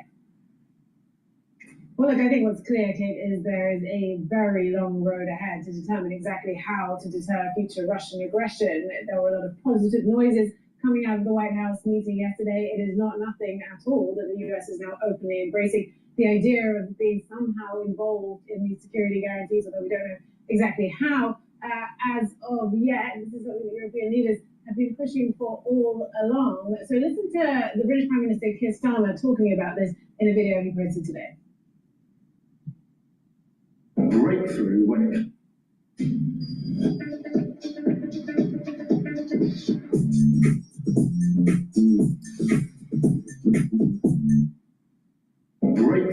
it comes to security guarantees, with now the coalition of willing countries, that's 30 or so countries that we've been coordinating for some months on security guarantees, now working with the US at pace to work up those security guarantees. These guarantees will ensure that if there is a peace, if there is a deal, then we hold to it and there isn't further conflict. So what do we mean by security guarantees? Well, it could be a number of different things. The French President Emmanuel Macron coming out of the White House yesterday talking about, no limits on Ukraine's armed forces. Russia, of course, has demanded in the past that there should be limits on the size of Ukraine's army, which is now the second biggest in Europe after Russia. He talked about reassurance forces in the land, air and sea. There are certain countries, for example, the UK, that have already said they might be willing to put boots on the ground. President Trump didn't explicitly rule out US peacekeepers being involved in the Oval Office meeting yesterday, though he was pretty vague about that. So the work continues. There's also a European Council meeting this morning, EU heads of state, another very important frenzied day of diplomacy here in Europe. Okay? Sure does seem it. So, Claire, thank you so much for following it for us. John. All right, with us now is Congressman Mike Quigley from Illinois, a Democrat and the co-chair of the Congressional Ukraine Caucus. Congressman, thank you so much for being with us. The news we heard just a few minutes ago, the Kremlin, Sergei Lavrov, really, the senior Kremlin official, refusing to commit to the bilateral meeting between Vladimir Putin and President Zelensky. What is that refusal, at least as of now, what does that tell you? The Chancellor of Germany was right. Unless there's a ceasefire forced upon Putin, there's not going to be any other meetings. And if there are meetings, what will they actually contribute? But the fact of the matter is, they're missing the point here. Putin understands strength, not talks, not repercussions put off concessions made before negotiations begin. We're honestly seeing the beginning of a new era. I guess you'd call it the Trump doctrine. The U.S. will be tough until it's not, and we will reward invaders of a sovereign democratic country with land, and we won't hold that person responsible for the war crimes. He doesn't understand weakness. He understands strength, and we're not even using the assets we have toward that end. You did hear the British Prime Minister call it a breakthrough in terms of the discussions on security guarantees. Do you think security guarantees, after some kind of a deal, would provide Ukraine with some of the safety that they feel like they need? I guess I wouldn't blame Ukraine to never trust this unless it means NATO, right? They go back to Budapest. We're reminding ourselves that Putin has never kept a promise in Eastern Europe, and he never will.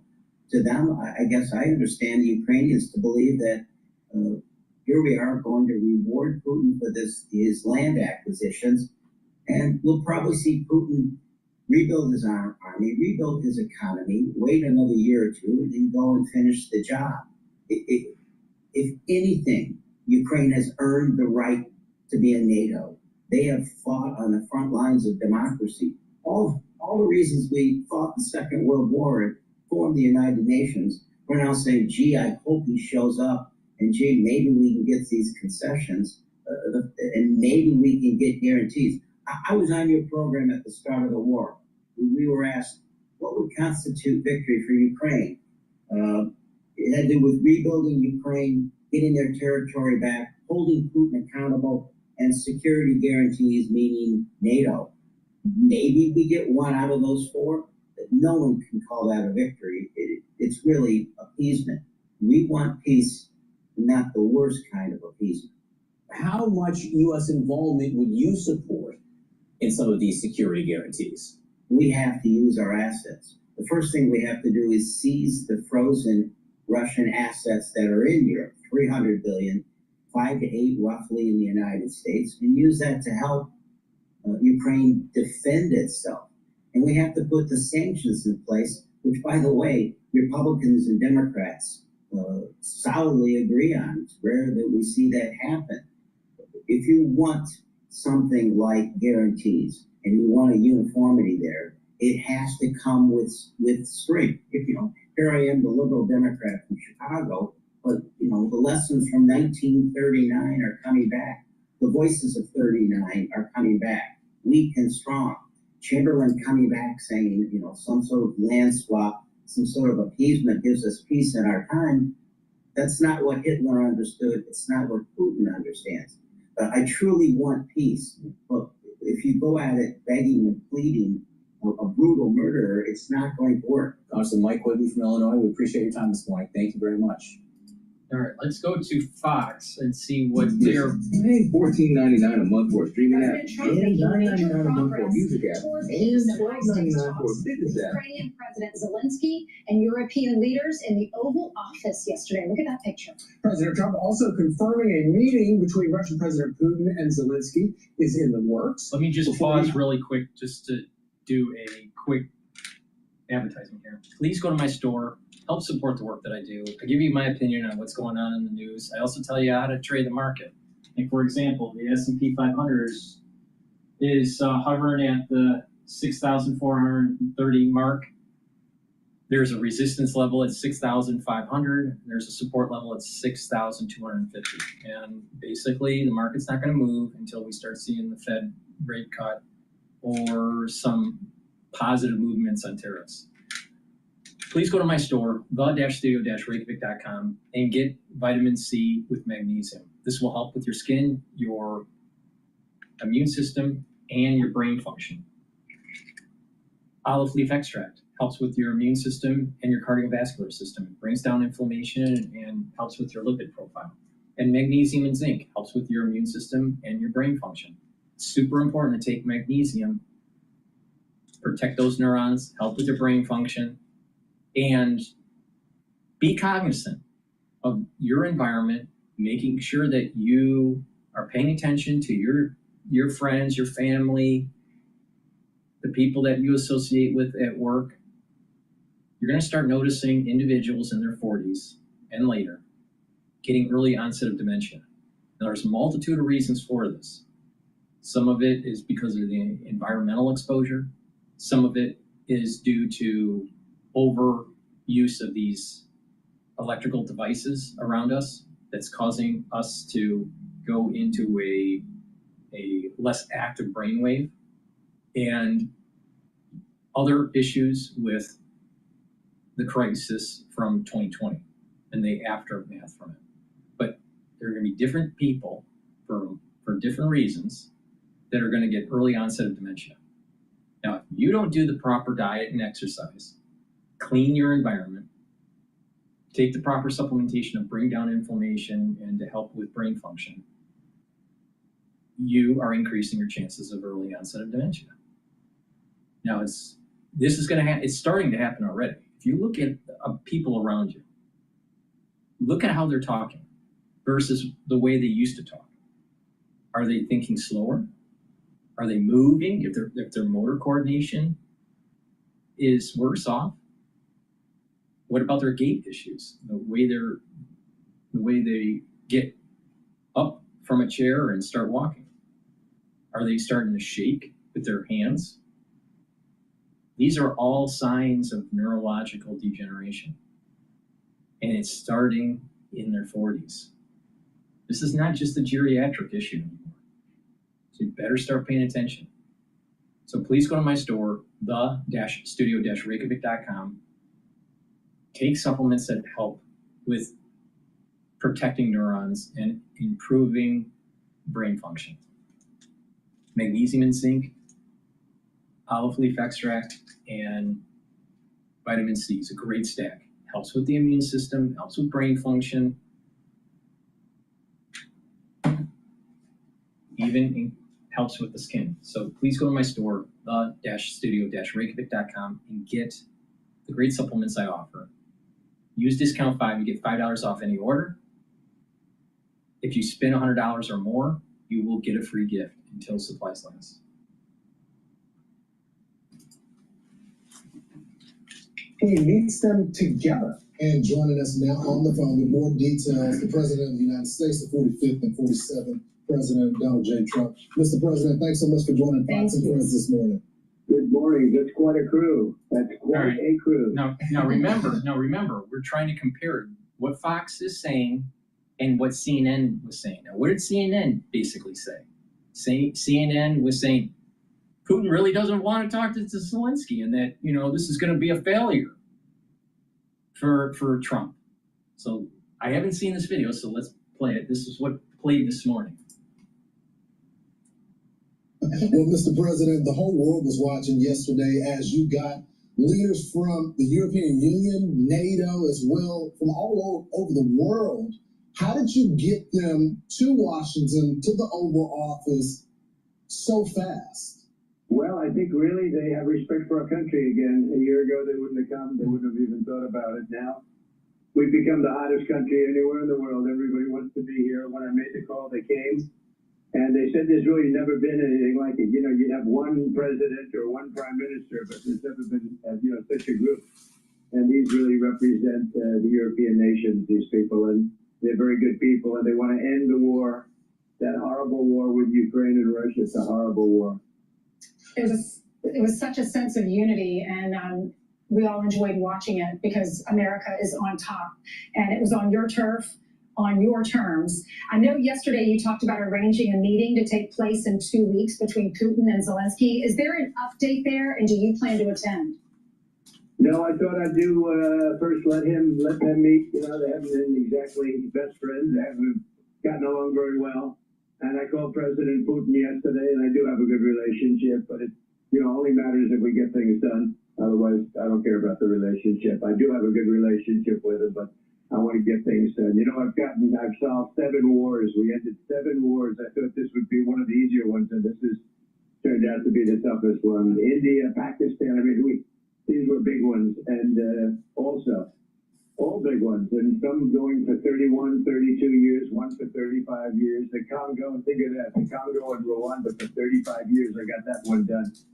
I got them all done, but this one is the one that is the most difficult, and I thought it would be an easy one. So I hope President Putin is going to be good, and if he's not, it's going to be a rough situation. And I hope that President Zelensky will do what he has to do. He has to show some flexibility also. The thing is a mess. This was started by Joe Biden. This was a war that should have never happened. Millions of people are dead. The country's blown to pieces, Ukraine, and it's a shame. My wife Melania wrote that beautiful note to President Putin about children. The children are devastated. They're taken away from their homes. The whole thing. And this is a war that would have never, ever, ever happened if we had a real president.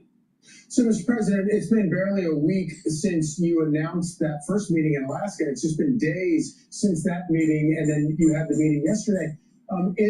In the course of having these negotiations, what has surprised you the most between Zelensky and Putin in terms of their strength or weakness of their position right now? Well, I think the fact that maybe they're getting along a little bit better than I thought. Otherwise, I wouldn't have set up the 2 meeting. I would have set up the 3. Try that. But I think they're doing a little bit better. There's been tremendous bad blood. And again, this was all worked out by an administration that didn't have a clue. And if you remember, they said, well, if you made a minor incursion, that would be okay. That was the end. The whole thing when Biden made that statement. But minor incursion, what does that mean? So I think they're doing okay. I wouldn't say they are ever going to be best friends, but they're doing okay. And we're just going to see. So we're setting up a meeting. I sort of set it up with Putin and Zelensky. And, they're the ones that have to call the shots. We're 7,000 miles away, in all fairness. We've spent through the previous administration $350 billion. Europe has spent a lot also, $100 billion, but it should be reversed. If we should have been in for anything, but it wouldn't have happened. So that would have been much better because so many people died. This is the biggest bad situation since World War II. There's been nothing even close. So, Mr. President, I know you've been doing deals your entire life when it comes to real estate deals, but this is something a little different. The thing that is surprising a lot of people is when it comes to the security guarantees. I know President Putin said no NATO, and you said, you know, we're just going to take it off the table. But you did get President Putin to agree to NATO-like protections. So tell us about that. What does that entail? Well, the war really started over NATO and Crimea. And they wanted Crimea back. That was given, not a shot fired by President Obama in perhaps the worst real estate deal I've ever seen. There's been a couple of them. I would say the Gaza Strip was a pretty bad one too. Given by Israel so they'd have peace. So they gave away a big percentage of their oceanfront property in order to have peace. How did that work out? Not so good.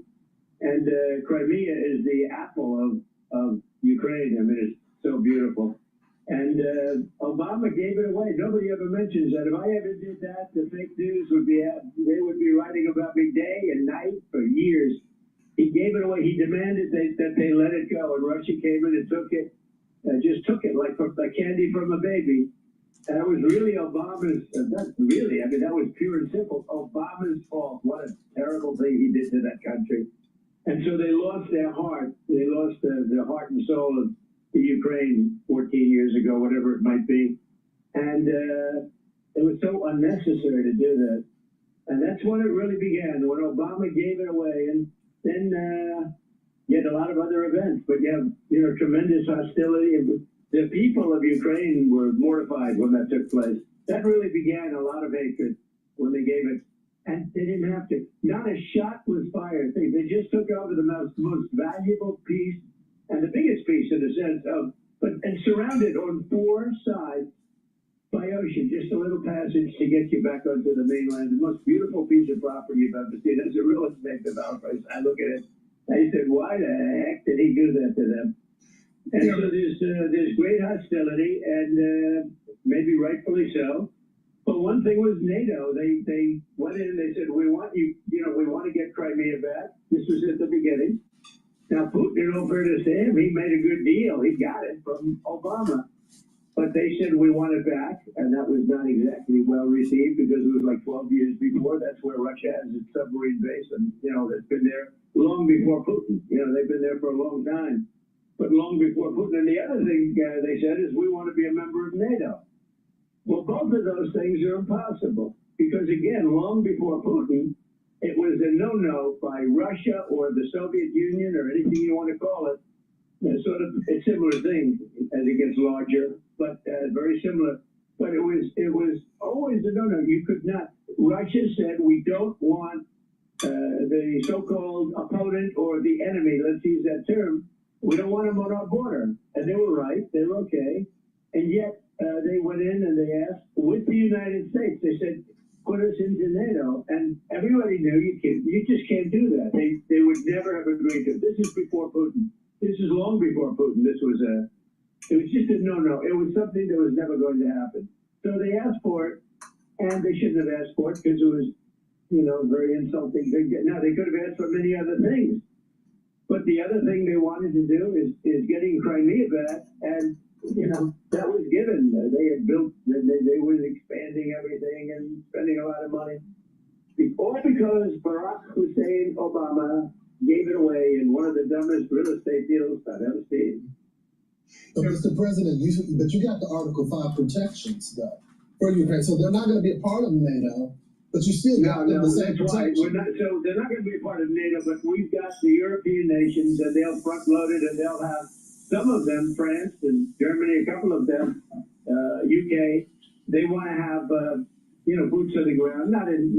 I don't think it's going to be a problem, to be honest with you. I think Putin is tired of it. I think they're all tired of it. But you never know.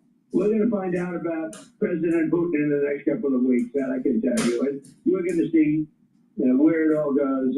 It's possible that he doesn't want to make a deal. I always said, you interviewed me, Lawrence, and I think Charlie also. Lawrence, I hate to tell you, Charlie was about the first person in the world to endorse me. He endorsed me about a year before I ran. And that's why he told me this morning, sir, would you do an interview? And unlike Biden, I don't need permission from my staff, okay? And then only to be told that I'm not doing it. But Charlie endorsed me about a year before, I think, and he puts it up on the site. It's still not checked.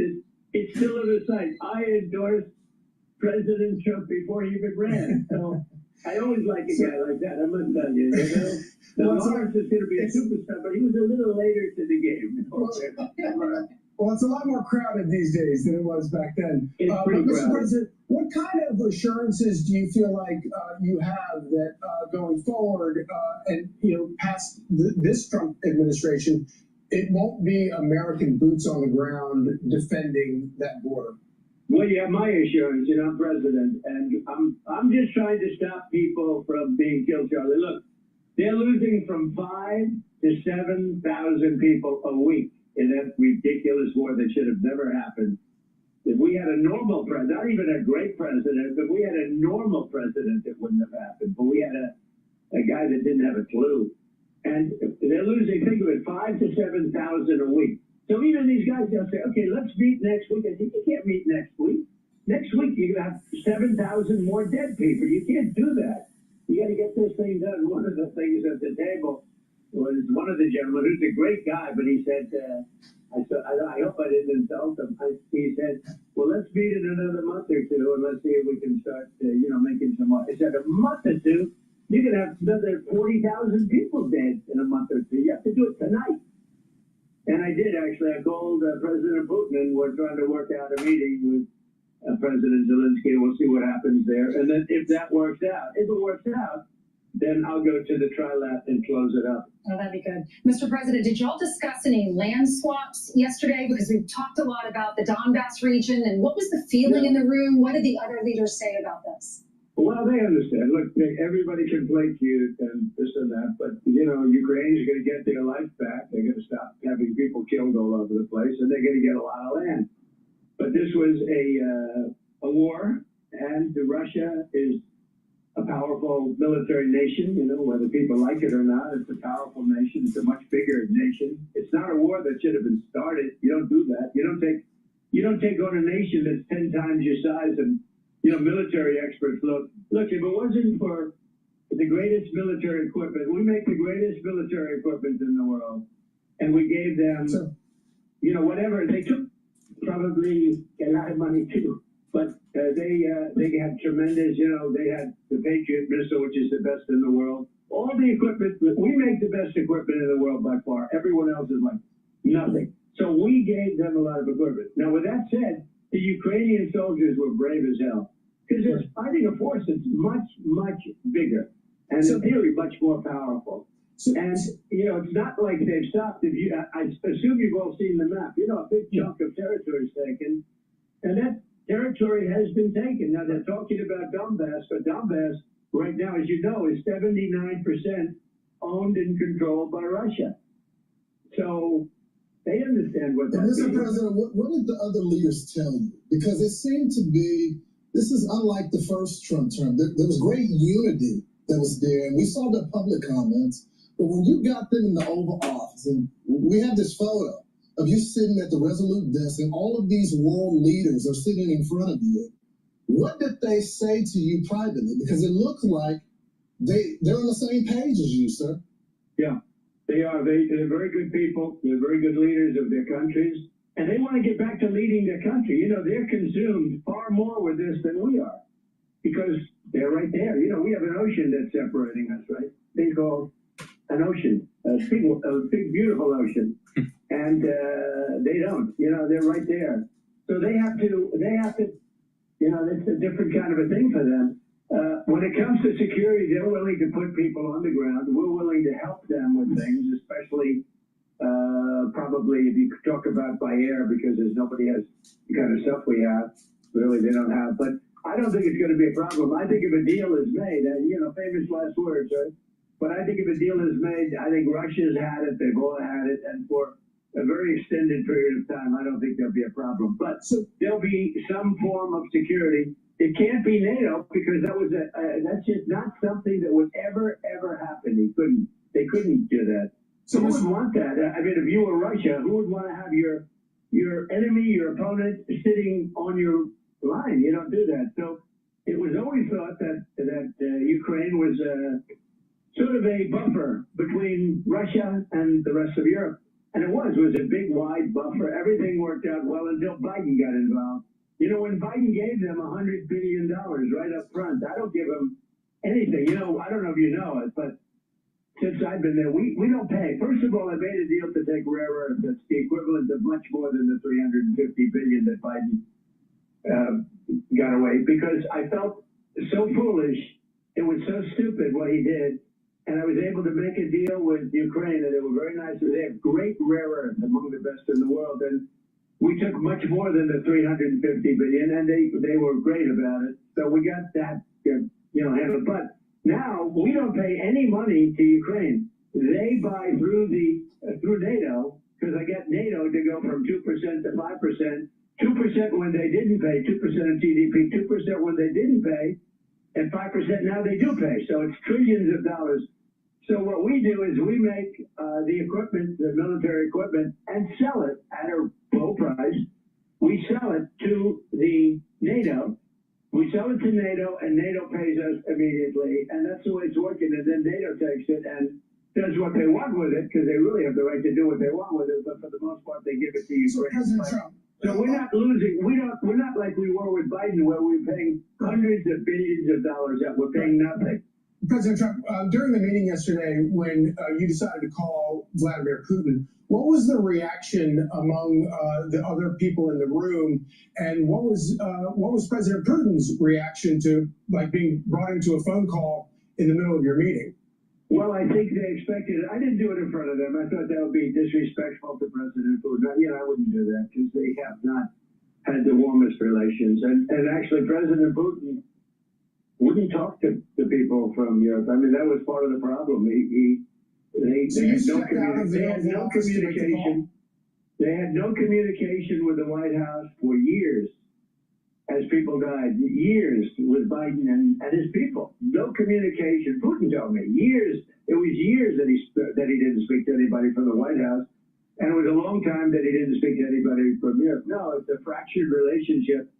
And when I came in, I always had, despite the Russia hoax, which truly was a very dangerous thing for our country, but despite that, I maintained a very good relationship. I mean, you saw that when he got off his plane, I got off my plane. There's a warmth there that you can't, there's a decent feeling. And it's a good thing, not a bad thing. People would say, oh, that's such a terrible thing. It's not a terrible thing. You know what? We've got the most nuclear weapons in the world, and the most powerful. He's got second. So can you describe to us how that happened? Did you just announce that you were going to go into the other room to make the phone call, and then you got up and left, and then came back? I think they sort of knew I was, at the end of the meeting, I was going to call President Putin, and President Putin expected it, and he was there. Now, by the time I called him, it was 1 o'clock in the morning in Russia. Russia's a big place. They have 11 time zones, I believe. 9 or 11, but I think it's 11. But Think of it, 11 time zones. That's a lot of time zones. So it was late. It was like 1 o'clock in the morning, but he picked it up very happily. Sure, he works very hard, like we all do. And we had a very good call. And I told him that we're going to set up a meeting with President Zelensky, and you and he will meet. And then after that meeting, if everything works out, okay, I'll meet and we'll wrap it up.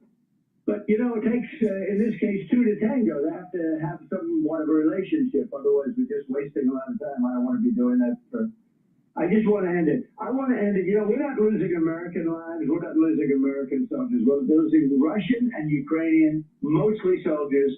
Some people, as missiles hit wrong spots or get lobbed into cities like Kiev and town. But, if I can save 7,000 people a week from being killed, I think that's I want to try and get to heaven if possible. I'm hearing I'm not doing well. I hear I'm really at the bottom of the totem pole. But if I can get to heaven, this will be one of the reasons. Well, I think I saved a lot of lives with India, Pakistan. They were going at it. The planes were being shot down. That was going to be maybe a nuclear war if I let that go. And I did that through trade. I was negotiating with both of them. I said, I'm not going to make a trade deal with you guys. You fight until you get peace. And I got them on the phone. I made a peace deal. And many deals, 6, actually 7. And then we took out the nuclear capability from Iran. That was a big one in those pilots and those planes when people saw, we had the B-2 fly right over President Putin as he left his plane. He looked up, he said, what the hell is that? That's a hell of a noise. So we didn't make it environmentally friendly, okay? So okay, did the First Lady let you read the letter that Mrs. Zelensky wrote to her? I purposely didn't. I did not do it purposely. It was given to me sealed, and I'm sure it would have been fine, but she gave a letter to Melania, and Melania told me it was absolutely a beautiful letter, so I'm going to see it, sending me a copy, but I gave it to her yesterday sealed. It's nice when you give something sealed. I don't like when things are up. I don't like it. So anyway, but it was a beautiful letter, I'm sure. Mr. President, there was a lot of talk yesterday when we were watching this about what happens after your presidency. How can we ensure that this conflict, that Putin doesn't inch in closer or more into the Ukraine territory? Is there anything that we can do? Can our congressmen and women pass any laws that would involve In 1 week, you'll see your energy. In 2 weeks, you'll feel your breath. In 3 weeks, you'll have energy. Would involve Article 5? How would that be handled? All you can do is make sure you get a good president, not one of these wackos like in California that runs the worst state anybody's seen, or that guy in Illinois who his family threw him out of the business because he was no good. Now he's running Illinois and he wants to run for president. He's got zero chance. Maybe Newsom has a little bit of a chance. I don't know. But it's hard to believe because his record's bad. But all you can do is hope you don't get that as president. We have a great bench, as you know that. We have great talent. And JD and Marco and Scott Bessen's been great, and Howard. They're all, I mean, we have such superstars. Remember this, take a look at the border. The border was a disaster. Millions of people were pouring through, open border. Within 2 months it was perfect. And within now, every week, every month they say zero people are coming in illegal. We were taking people from prisons all over the world, gang members, insane asylum, mental patients from the worst insane asylums in the world that dropped into our place. So now we have a very secure border, beautiful border. I built hundreds of miles of wall. Without that, we couldn't have a secure border. Mr. President, it's clear that you have operational control of the border. I mean, when the numbers hit zero, that is clear for the whole world to see. I'm curious. 3 months in a row. Right, without new laws even having to be passed. But Mr. President, now I'm doing something that I'm having such fun with because I'm helping people. I've made Washington D.C.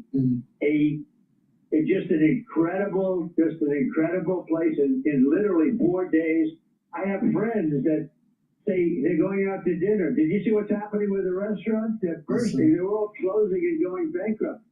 I mean, it would be great. There's a guy named Sean Hannity. He might take a very lovely young lady that he knows very, very well to dinner in Washington, and they don't have to. She's sitting right next to you, by the way. I don't want to get her in trouble, so I better explain exactly. We don't want any secrets here. But that's the greatest relationship. I hope I'm not breaking it in. This could be the biggest. Hey, this could be the most important thing I said. But let me tell you, those are two great, Ainsley and Sean, great people. And when they go out to dinner, I don't want to see them get mugged. Now they can go out, they can hold hands, they can walk down the street. They're both superstars. I want to know who makes more money, because she's got to be making a lot. Mr. President, we're so happy for them. But on a serious note, Mr. President, when you have those world leaders, because this is the topic of conversation for the whole world, when you have them sitting in front of you, did they express concerns about the next president, that they're not going to get the same type of treatment, security guarantees? Part of the deterrent of future attacks is your peace through strength. So that they say to you, Mr. President, we're concerned about the next leader? They did. We talked about it. You know, it is what it is. I could say the same thing about them. I said, supposing you get a terrible leader in UK or France, or, you know, we had Ursula there who runs the whole gamut. You know, we just made the biggest trade deal in the world. And she's in charge of the Commission, the European Commission, and she's the boss. She was there too. I mean, that was really an incredible array of people. But you know, they say that actually maybe even more with regard to the economy. We have $17 trillion being invested in the United States and committed, and numbers that nobody's ever seen for AI plants and for this and for that. And We're taking in trillions and trillions of dollars. That's why we're doing so well. Plants are being built all over the country.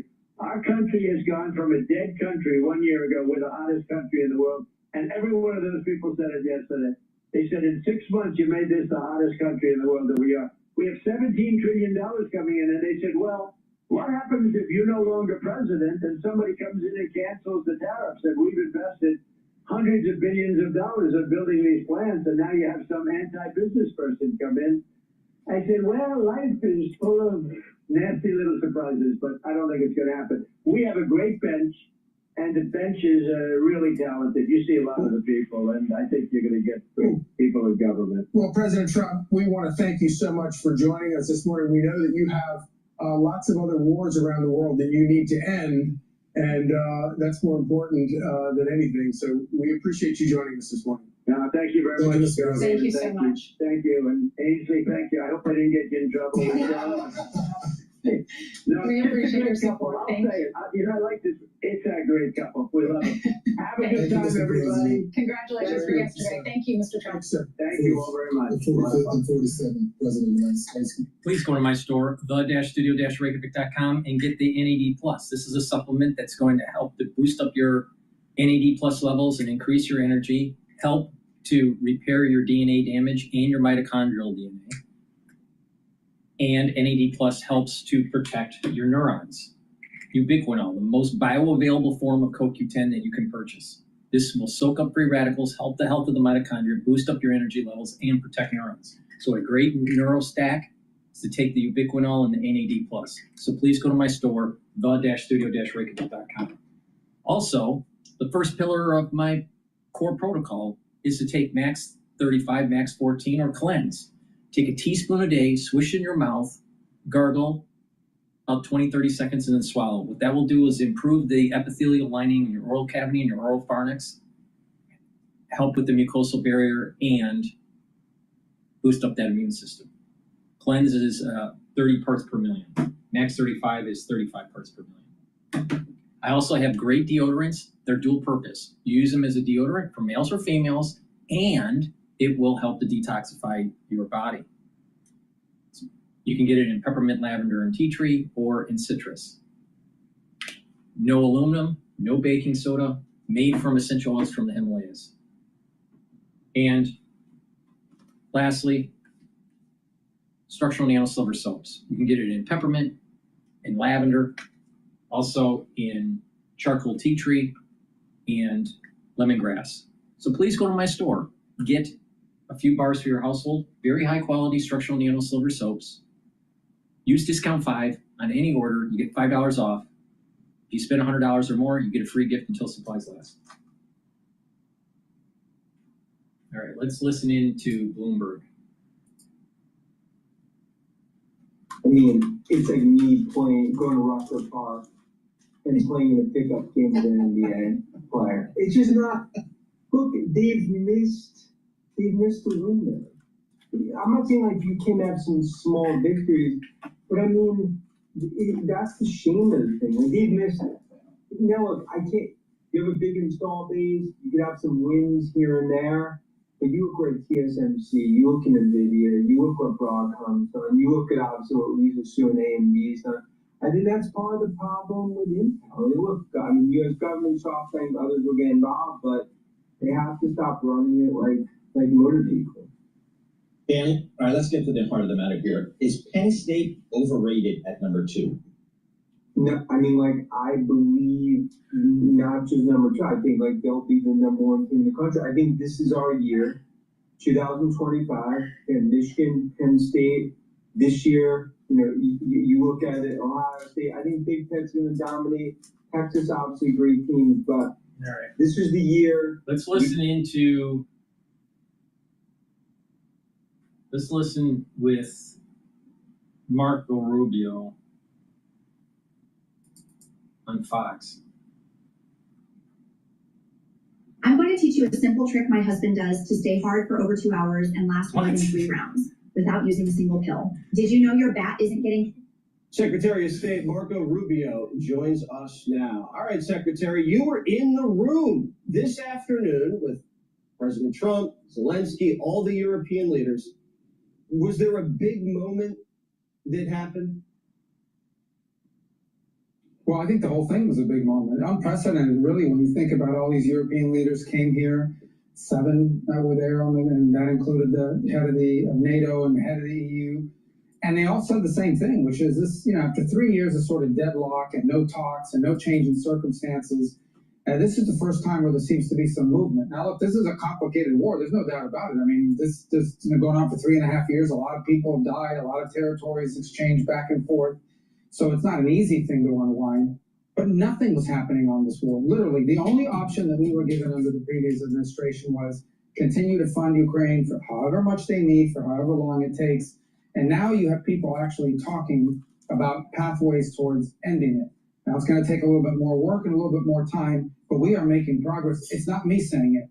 That is virtually every leader there today said that in front of the cameras, and they're saying it for a reason, because it's true and they're witnessing it and they've been a part of it.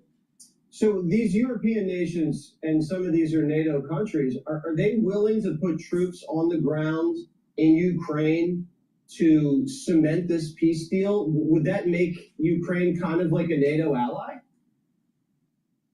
Well, what's being contemplated, look, any sovereign country in the world has a right to enter into security alliances with other countries. It's not just NATO. We have such alliances with South Korea. We have it with Japan. Other countries have it with each other. And so I think everyone would acknowledge, including, by the way, for the first time, the Russian side, under President Trump's sort of pressure or, a suggestion, is that, in fact, a Ukraine post-conflict has a right to enter into security agreements with other countries. And we will work with our European allies and non-European countries, by the way, to build such a security guarantee. We're working on that right now. We'll continue to work on that. And that'll be something that'll have to be in place after a peace deal, so that Ukraine can feel safe moving forward. And we're coordinating that as we speak. We're involved in the coordination of it. So yeah, there are a number of countries that are willing to step forward and provide Ukraine security guarantees. But as the Ukrainians have said to us, and I think have said publicly, the strongest security guarantee they can come up with in their future is to have a strong military moving forward. And that's the other dynamic that's changed. We're no longer giving Ukraine weapons. We're no longer giving Ukraine money. We are now selling them weapons, and European countries are paying for it through NATO. They are using NATO to buy the weapons and transfer them to Ukraine. That's another big change from the way this war was approached just just under the Biden administration, for example. Absolutely. And the minerals deal is also a nice security guarantee in another way. Were you in the room when the president talked to Vladimir Putin? I was. And in that conversation, what came from it is that, the president suggested that Zelensky and Putin meet. So we're working on that now to try to set that up for them to meet somewhere, which again would be unprecedented.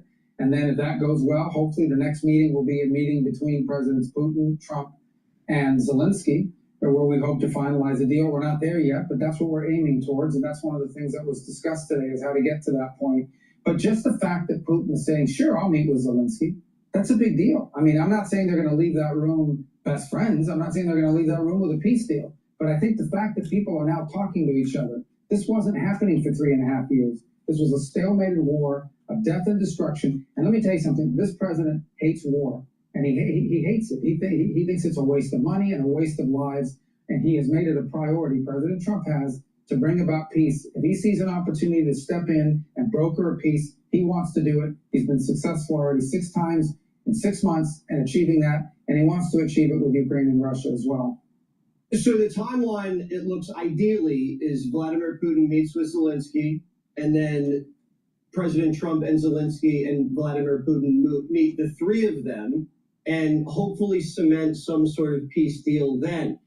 The issue about giving land back seems to be the sticking point. Is that the main sticking point? Is that Russia wants to keep the land that it's taken militarily? And how do you get around that? What's the negotiation over there?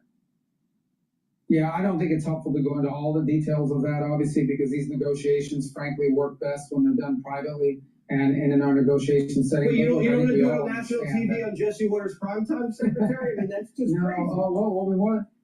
When we have a deal, I'll describe it to you for sure. But look, that's why you got to give these guys space to work. I mean, they have their own constituencies, okay? They have their own considerations, and you don't want to give away one side's leverage in that regard. But let me just say this about it. I think everyone understands that some of the key elements to bringing this about is, Ukraine has to feel safe moving forward. In essence, they have to believe that at the end of this war, they are in a position to never get invaded again.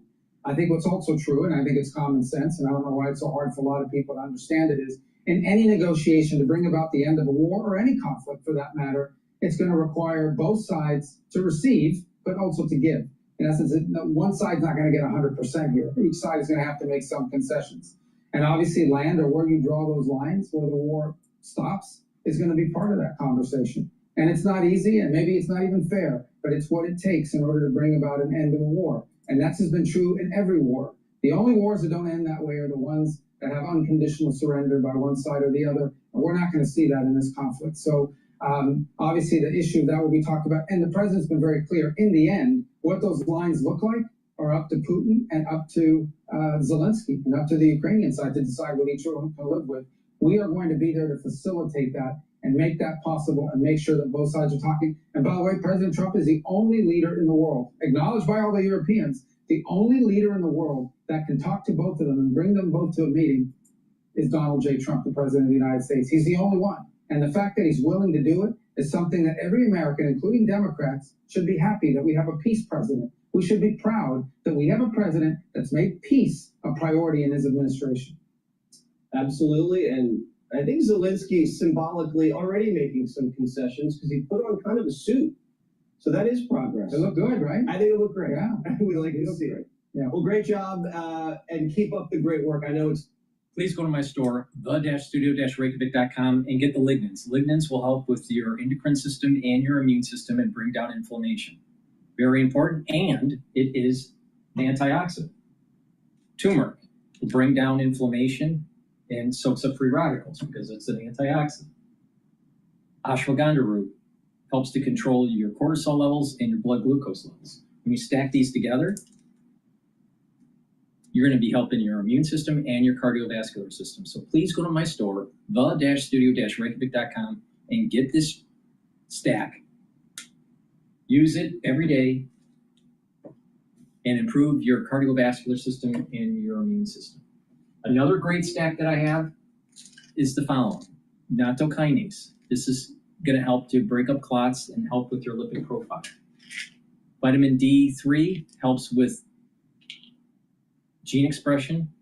It's a cofactor for gene expression. It'll help to absorb calcium and help to get cells to go into apoptosis for the ones that need to go into apoptosis.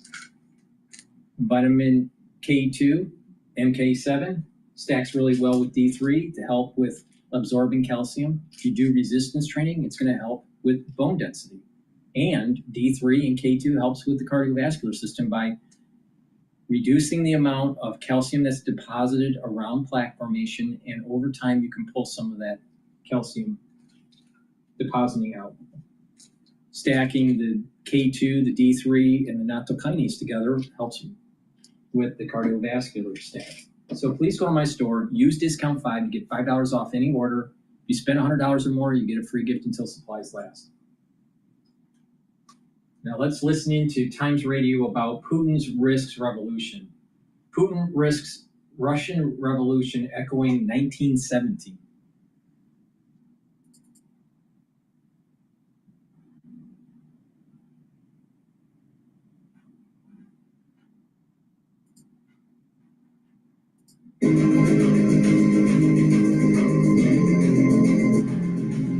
Their equipment is getting older and older and more obsolete.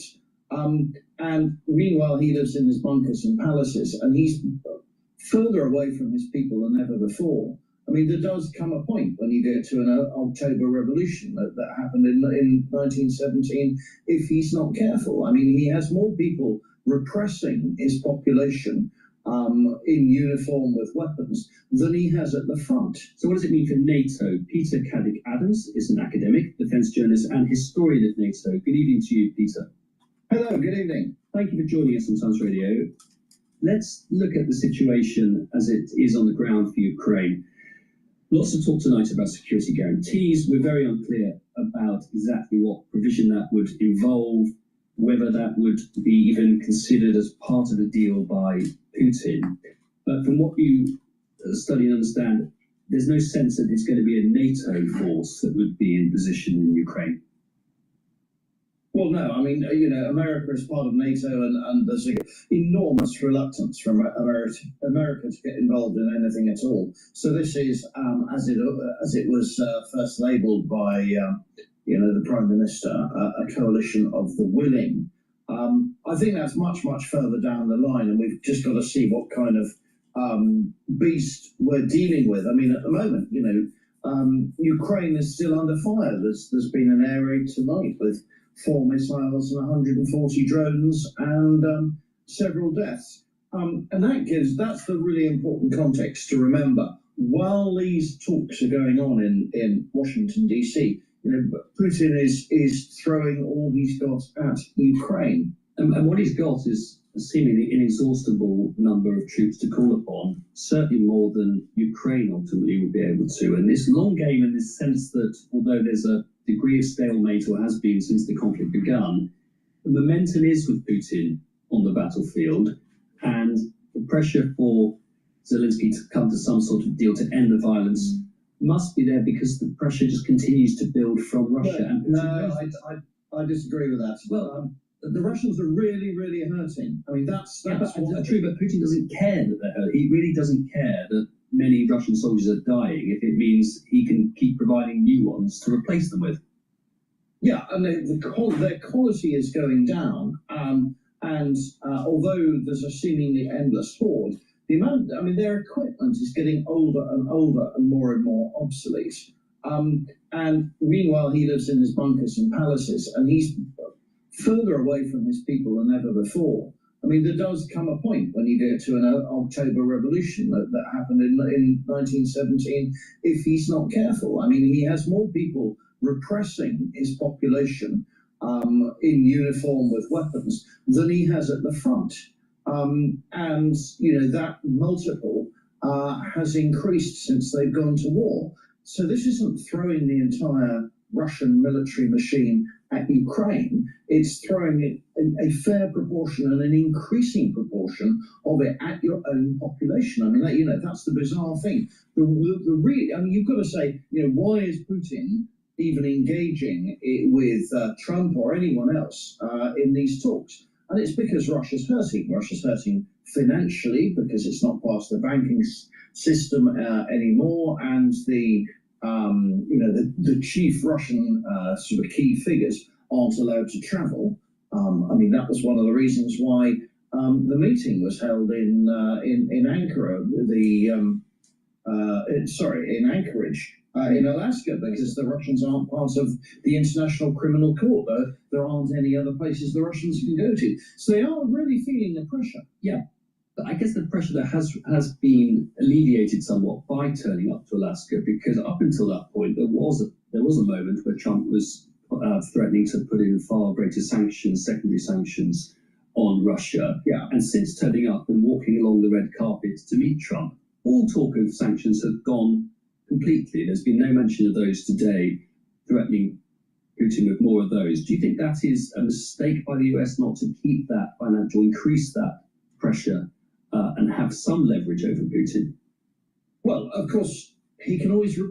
Our cars have always had great range and great dynamics. Then to integrate all the functionality that you have in a typical crossover is something that's super important. So the cargo space in the rear, the additional cargo space in the front, full flat seats that give you this wide open area if you need to do it, the towing that we have on the back end, all of that combined, and then saying, you know what, it's still going to be a Tesla when you drive it. I want to make people's understanding of what an EV can be and what a product is, make it a part of your life, a part of your experience. Ultimately, it results in a product people love, and that's when you've hit the right point of vehicle engineering.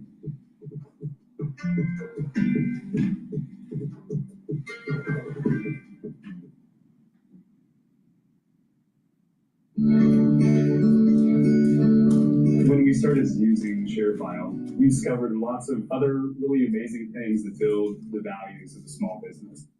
Well, of course, he can always reintroduce them. I mean, the trouble about Trump is he's inconsistent. And the only consistent thing we can say about Trump is he's inconsistent, he's unpredictable. So he could easily return to doing that if he simply gets out of bed the wrong side the following, one morning and decides he's annoyed with Putin all over again.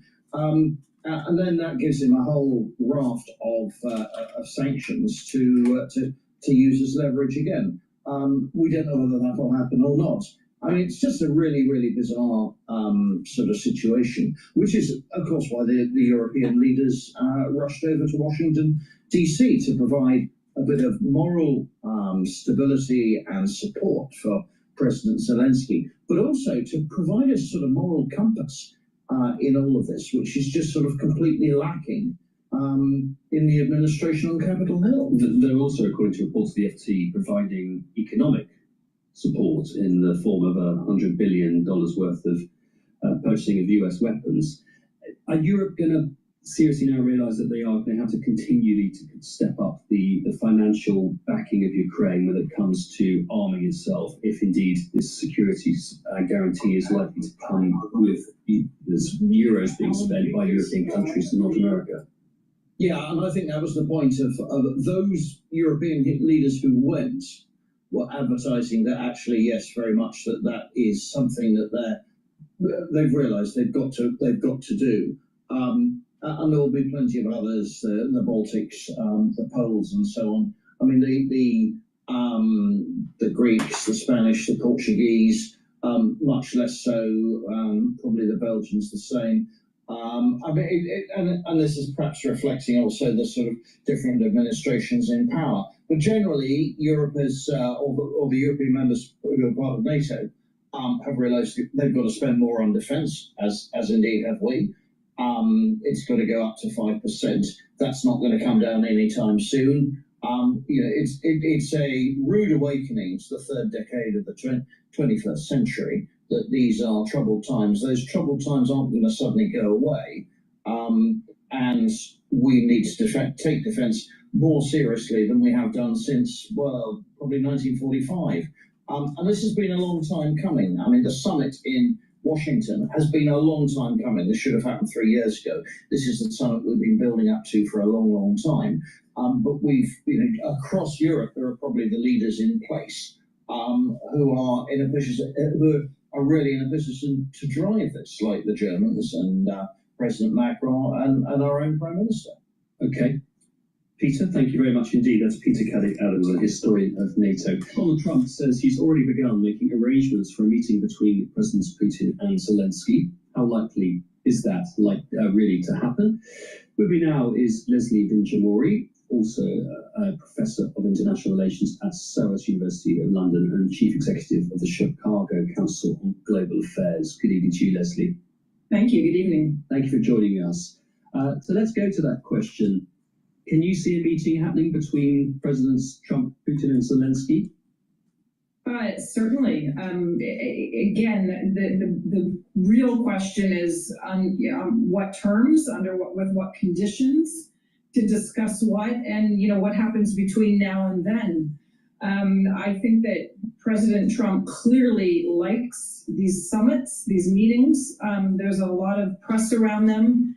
There's certainly some risk attached, but now we've moved, after we got through Alaska, we moved into a space where that is the expectation. There's a momentum in terms of the diplomacy, but the really tough issues, does a ceasefire come first? What does security assurances really mean? What land swaps are being considered? And will President Trump back Zelensky's ambitions and desires on that front, or Vladimir Putin's? All of those things are obviously in play and very uncertain. Do you expect them, though, needing to be put in place and agreed before that meeting can happen, or can you see a situation where they meet with many of these big, really fundamental questions unresolved? I think we are in a space now where a meeting could easily take place without things resolved. These are really hard things to resolve, first.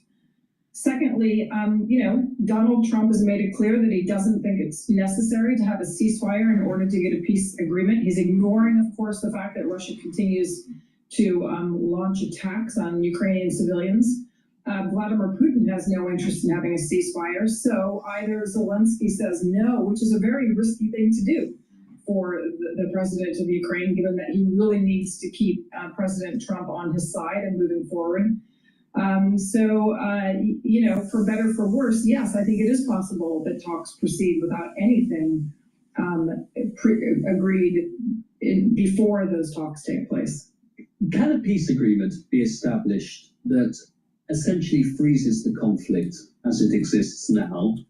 The issue of land exchange is not formally recognised. It's held, if you like, the battle lines are drawn and stay where they remain. And those bigger, really thorny questions about ownership of that and who's really in charge, that can come later. Is there a way of having a frozen conflict as opposed to a fully resolved conflict? I mean, look, these are all. I used to feel like I was playing cat and mouse with my clients, always chasing them for payments, but now I get paid without the exhaustion. It makes sense that zero. I mean, look, these are a series of really awful and tough choices. It is not clear right now how you freeze the conflict. Not just by stopping bombing the country illegally in Russia's case. Yeah, except that Russia doesn't have any interest in freezing the conflict right now. So in theory, it's a very nice idea. In practice, I don't see how you get there unless the United States decides to really use its leverage to force that. Again, that's a really tall order when you've got a Russian leader that has no interest in stopping unless he gets what he wants. And right now, it doesn't look like he's going to get what he wants. And in Zelensky and Ukraine's case, can they ever be in a position where they're able to countenance allowing certain amounts of land to be moved to Russia when that's just even constitutionally not allowed? Can you see a scenario at all where a bit of land is kept with Russia and lost from Ukraine? Maybe, but first of all, de facto as opposed to legal recognition. Secondly, if you were the leader of Ukraine, you don't give that away unless you have absolute confidence about what you're getting in return. What do those security assurances really look like, so that this doesn't just become the thin edge of the wedge of Russia taking more territory? What is America going to do to really shore up that credible deterrence threat against Russia were it to just use, that pause and that land to, rearm, rebuild, restore, and then move back in? Very few people who are deeply expert on Russia believe that, just giving some land away is going to deter Putin. If anything, they think it's going to do the opposite. So, from the point of view of Ukraine is not only risky for Zelensky personally, it's risky for the country. It's obviously risky from a precedent-setting point of view when it comes to international law, geopolitics. We tried to move past a position when you decided the boundaries, the territories of a country by the use of force. We were supposed to have gotten past that with the United Nations Charter. We're 80 years in, and here we are. None of these are good options, but clearly ongoing violent conflict and deep instability is also the worst of all worlds. How much patience do you expect Donald Trump to have with this? As you say, he likes the show, he likes people turning up there and the cameras of the world being on him. And today is a show, it is for him to be in the spotlight. But can you see him entertaining this as a series, as a sort of repeated effort to get people around the table with nothing being resolved? I mean, there comes a point where he's going to have to say, I'm done with you all because I can't do what I promised to be able to deliver really fast. Does he have the patience for the long haul of this? That is a very difficult question to answer. If you think of some of the most difficult, protracted conflicts around the world and peace negotiations and talks that have gone on to try to resolve those, some of these processes go on for months, if not years. Whether President Trump would personally stay engaged, it's difficult to imagine that. He might come in at different points, but this is a dangerous and urgent situation that unfortunately many people think will drag on for a very long time.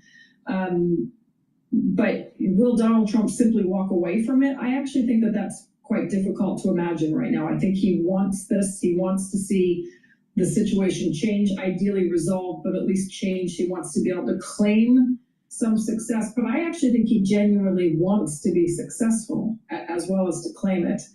So he is going to get frustrated, but washing his hands of it seems very unlikely right now.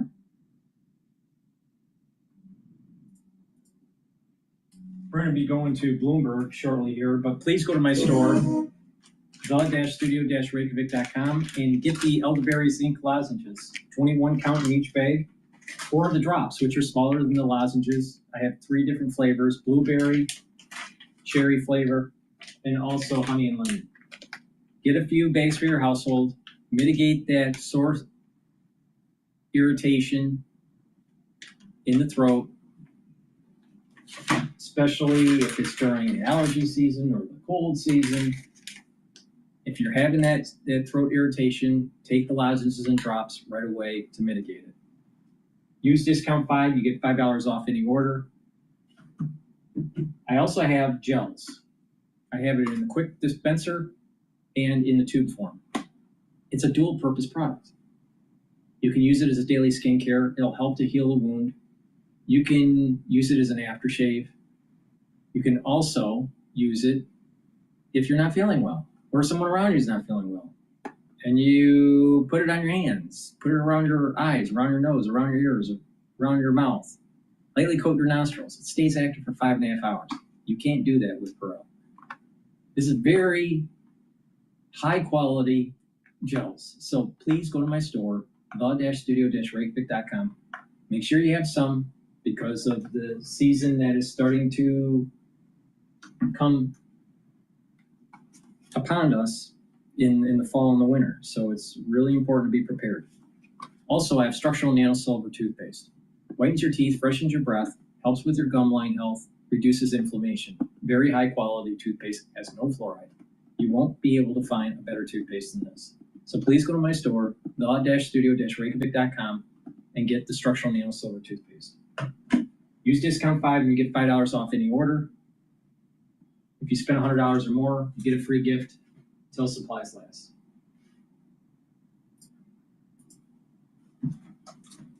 Today that there's actually been a wider range when it comes to metal tariffs, which we're going to be talking later on this hour with our political panel. Well, that's right, Tyler. We are seeing an expansion of these tariffs into more consumer goods. And one of the big concerns, of course, is that consumers will start feeling the pinch. Now, the Trump administration has been loath to acknowledge this and has really pushed back against the idea that these tariffs are having any kind of an effect on voters' pocketbooks. And yet we are seeing signs that these costs are beginning to be passed along. It is something that everybody is watching closely, from the markets to policymakers as well. We'll be diving into that conversation shortly here, as well as a conversation about what is happening when it comes to talks with Ukraine. Bloomberg's Eric Martin is here next. He was there at the White House. All right, let's take a look at what's going on with some of the other news.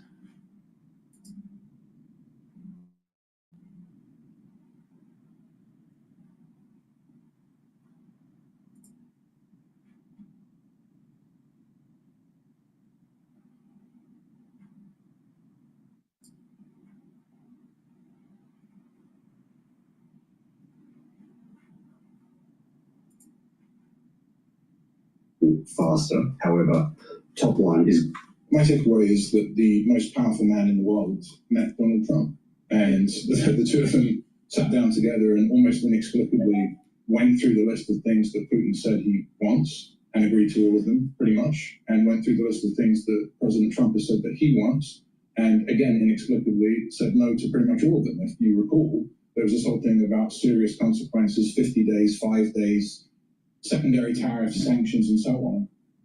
I mean, ducking. So yeah, it didn't happen. So my take on this is that Putin ran that visit, Putin ran that show. How do you think it might go from here? It seemed to have a pretty constructive meeting yesterday with the European leaders, many of them, including Mr. Zelensky. How do you think this is going to play out in the days coming forward? Well, President Zelensky, I mean, is the bravest man in the world, so he always does the best that he can. He has a very difficult position. It's the case that Ukraine is suffering. The Russians have mobilized such that they can slowly win a war of attrition. I got in a bit of hot water in your show last time because I said that Putin was slowly losing. What I should have said is Putin could slowly lose if we give the Ukrainians the kit and the weapons, which we're not. So hopefully the Europeans and Zelensky are able to get into some sort of peace deal so that the war ends, which is a noble end, but one that allows at least what's left of Ukraine to survive. And I think Putin has long-term aspirations for the rest of it. Do you think we'll get to that next step of Russia and Ukraine sitting down for talks, and then after that, a trilateral? We might, but so much of this is theater, right? I mean, with the president, with Zelensky, the way they treated him in the Oval Office last time, there's always this tail risk. Well, not even a tail risk. There's also a probability that this is going to go south for Zelensky. And really, what is Putin's word? What is Putin's word worth anyway? Right. So even if there is this trilateral meeting and Putin says, "Yeah, I agree to X, Y, Z," I mean, we've seen in the last 5 or 6 years that he's willing to break any agreement anyway. So I think the essence of this needs to be that the Ukrainians do not agree to anything that means that they cannot either stay mobilized or remobilize if Russia starts the war again. How concerned do you think those European allies were that came to Washington yesterday, and the other Europeans? How concerned are they about Russia's greater aspirations years down the road here? Because you can argue right now is when they need to draw a line in the sand, a big line. Okay, so as an Englishman on your show, I'm going to say something strange. World peace now rests on whether or not Germany rearms, which is not something I thought I'd hear myself say. Right. If the Germans don't get their act together and create a Bundeswehr that can really fight and defeat the Russians in the field, such that it is a deterrent, the Russians will keep coming. And that is not just an assessment of Putin, that is an assessment of Russian history. And if we really want to be analytical about it, we should understand that the Russians have had a history in which, as far as they're concerned, they are perpetually invaded by the Europeans. It's not just the Germans. There were Romanians, Italians, and so on. And they had that war with the Finns and so on. So I think we can expect a long-term Russian posture which is aggressive. I think the European leaders understand this, and now they just need to rearm very quickly. My head is spinning on this. In the last minute we have left here, the security plan that they were talking about. I mean, what do you think? What's the overall kind of look for that? I mean, not what does it include, because we really don't know the specifics on it. But what's the overall goal of it? For whom? You see, Exactly. Right? Yeah, true. Okay, so let's just go quickly through the three leaders. The goal for Putin is to basically retool. If he agrees to a pause, it won't be an end to the war. He wants to retool, try again later, because the initial invasion failed. The goal for Zelensky, of course, is to keep sovereignty, to keep his country as intact and as powerful as possible. I think the goal for the Europeans is to support Ukraine. And the goal for President Donald Trump appears to be twofold. One, do whatever Vladimir Putin tells him to do. And number two, somehow, some way get a Nobel Peace Prize. So I'm that cynical about it, I'm afraid. It took me far too long to realize that you... Please go to my store, the-studio-reykjavik.com, and get the collagen. Collagen will help with your skin, your nails, and your hair. Also, musculature, bone density, cartilage, joint health. Very important to take every day. Do resistance training. Take 1 scoop a day, mix it with soft foods or filtered water, milk, or even a smoothie, but take it every day. And do resistance training, super important. Good night formula will help you to get into the 5 cycles of REM sleep and deep sleep so you can consolidate memory, detoxify your central nervous system, and to be well rested. It has tryptophan, melatonin, GABA, and passion flower.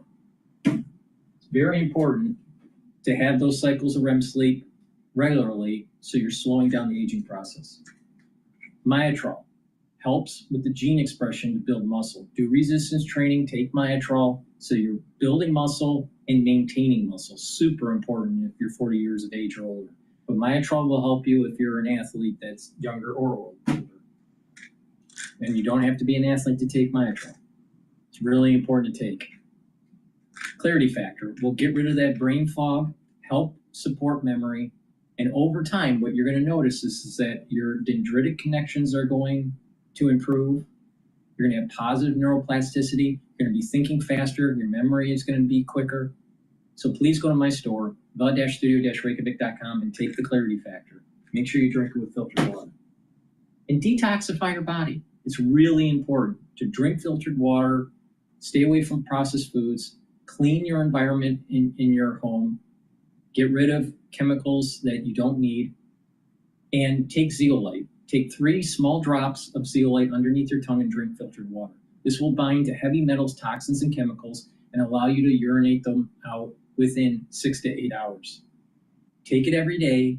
If you want a heavier detox, take 10 small drops underneath your tongue, drink the filtered water, and do that every day until the bottle's done. Do that once or twice a year. But it's better to do 3 small drops underneath your tongue every day. So please go to my store, the-studio-reykjavik.com, get the zeolite, the clarity factor, the Myotrol, the Good Night formula, and the collagen. It's a great stack because you're helping with your bone density and your skin and your joint health. You're getting better sleep. You're slowing down the aging process. You're improving your mental acuity with clarity factor. You're helping to build muscle and maintain muscle with Myotrol, and you're detoxifying your body with zeolite. That right there is a powerful stack. So please go to my store, the-studio-reykjavik.com. Use discount 5, you get $5 off any order. If you spend $100 or more, you do get a free gift until supplies last. Back to Bloomberg. From a long time now, trying to avoid forever wars, unlimited U.S. commitments, and this certainly seems like it could be one if you have U.S. soldiers in Ukraine. Eric, we saw a lot of talk yesterday from European leaders in addition to security guarantees, but also to President Donald Trump's idea of having a bilateral meeting between President Vladimir Putin and his Ukrainian counterpart Volodymyr Zelensky to set the stage for further talks. Do we see any sign that Putin and his coterie of aides in Moscow are aboard with this idea? What has been their response so far? That's a great question, Mike, because we know that President Putin, a lot of the analysis has been that he is going to hold out. He's avoided meeting with President Zelensky. We know that this is a scenario that potentially having Zelensky at the table makes him somewhat uncomfortable, as some of our reporting has shown. And so waiting to see when this will be scheduled and if it will be scheduled. Ushakov, the spokesman for the Kremlin, said that he did confirm that President Trump raised the idea in this incredible 40-minute call yesterday where he took a break from meeting with European leaders to call President Putin from the Oval Office, but not seeing yet confirmation that President Putin has accepted the idea of a bilateral meeting, seeing some comments from European leaders in meeting, Friedrich Merz, for example, saying he expects this maybe in the next couple of weeks, President Macron of France saying that he expects a trilateral, which was the original idea that President Trump had raised as the next step, sometime in maybe the next 3 weeks, but still waiting, and this criminology, right? Trying to read exactly what the signs are coming from Moscow and what it all means. All right, Bloomberg's Eric Martin, thank you so much for being here, your reporting and your insight on really, Mike, what was a very big day at the White House when it came to the future of what our European allies are going to do to help get a deal potentially over the finish line. Like Ukraine, we see this as an existential question in terms of the U.S. relationship, the transatlantic ties that have been such a bedrock of global security for all these years. Right. A lot to follow, and we're going to go from foreign policy now to domestic policy. We heard from our very own Bloomberg's Michael McKee earlier in this hour. He had the chance to sit down with the Fed Vice Chair of Supervision, Michelle Bowman, and asked her about the future of the Basel III Endgame proposal. She, of course, gave us an interesting update to hear. I think what we're looking at doing is going back to the original Basel Agreement from 2017 to make sure that we're hewing closely to what that agreement included.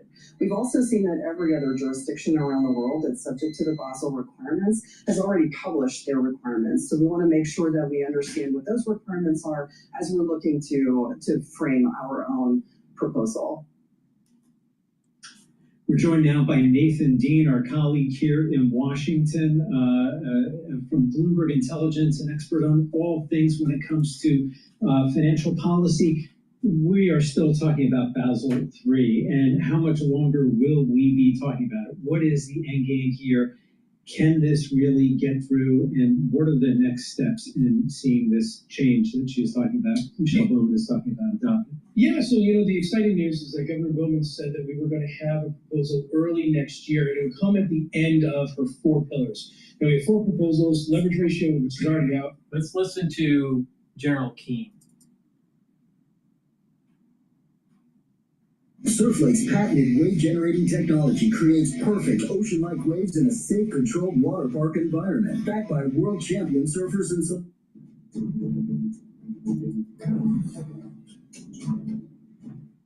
So President Trump hosting a historic meeting with Ukrainian President Zelensky and European leaders at the White House as he pushes for peace in Ukraine. Trump saying a ceasefire would not be necessary to end the war, but exchanges of territory may be. Watch.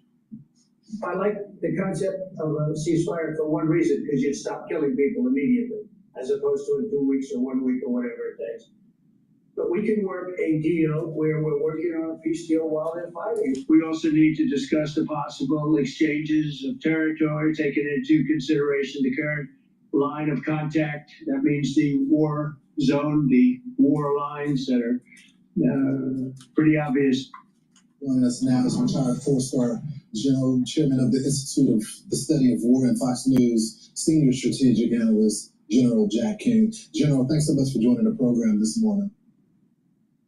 Yeah, delighted to be here, Lawrence. So, General, before we go into the maps and the exchange of territory, tell us about the image yesterday and the words that were said.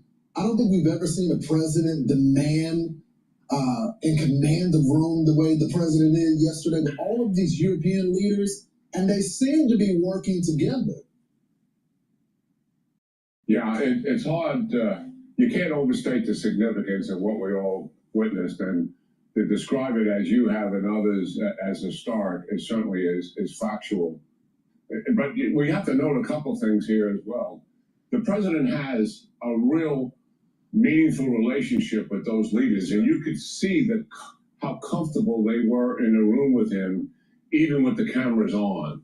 And that is a result of a working relationship that he has established with some of them in the first administration, but with all of them in the 6 months to 7 months of this administration is quite remarkable. And to underscore that, after the summit meeting that he had with Putin, at 1 a.m. in the morning, he began calling him Saturday morning on his way home in Air Force One. He finished those calls, Lawrence, at 2:30 in the morning, sitting on a tarmac. And he asked them to come to Washington on Monday. Now, Saturday morning, when he's talking to them, where they are, obviously, and they had to get on their airplanes the next day and come to Washington for that meeting.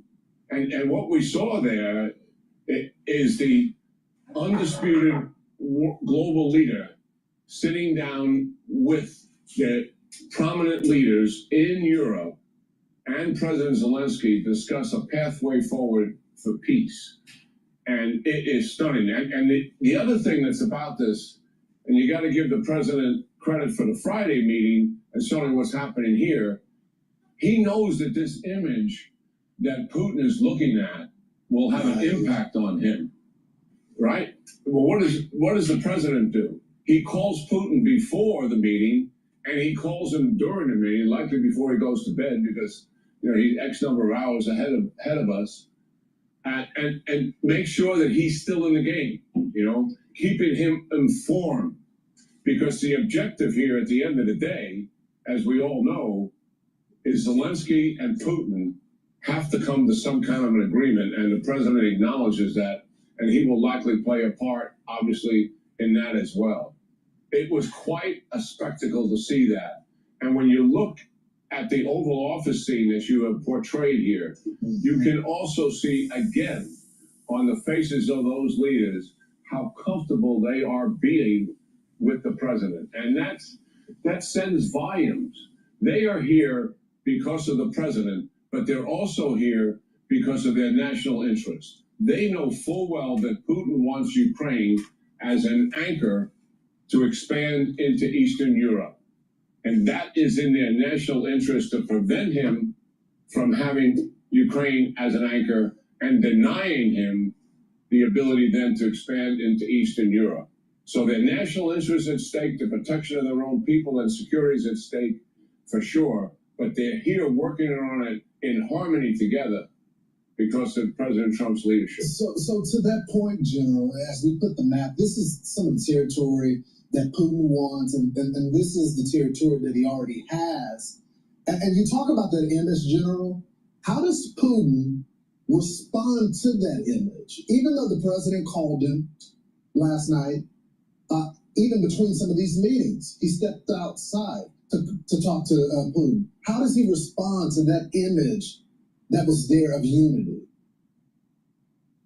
Well, I think it certainly has to have some impact on him. He already knows that he's internationally isolated by invading Ukraine. He already knows that there's sanctions imposed on him from the European nations and from the United States. He does have partners, and those partners are all authoritarian regimes that are up to malfeasance themselves in China, Iran, and North Korea. So certainly he got the message, that there is unity here, that there is a not only they're coming together, but the way they come together, the way they talk to each other, you can feel the commitment and the resolve in moving towards peace being led by the president. He gets that message, and they are determined. And I think, Lawrence, the fact that they spent much of the day together talking about two things: how do we get a peace agreement? But the second thing is critical to getting a peace agreement. And that second thing is, how do we prevent Putin from reattacking once we have a peace agreement? Because that is what he's always done. How do we do that? And you can see what's happened here.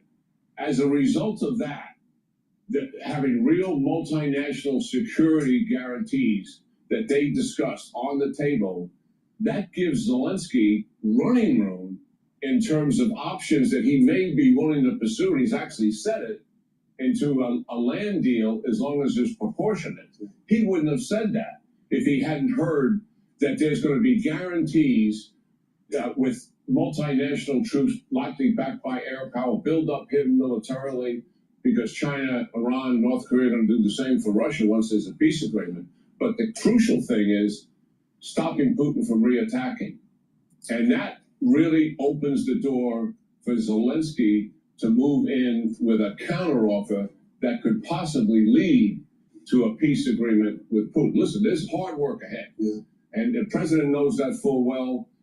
But look, this is a major step that has been taken here. It started Friday, and aren't we now past all the nonsense of red carpet images, flyovers, clapping for Putin coming towards the president? Let's get past all that nonsense. Not that the flyover was nonsense. I thought that sent an unbelievable message to Putin. But we spent 2 days talking about that stuff. That was all the media going crazy, and they wanted the analysts to pick up on that bait. But we saw yesterday the real work done. In general, you've been spot on with your analysis from the very beginning. Thank you so much for joining the program this morning. Have a good day. I'm Steve Ducey. I'm Brian Kilmeade. And I'm Ainsley Earhart. And click here to subscribe to the Fox News YouTube.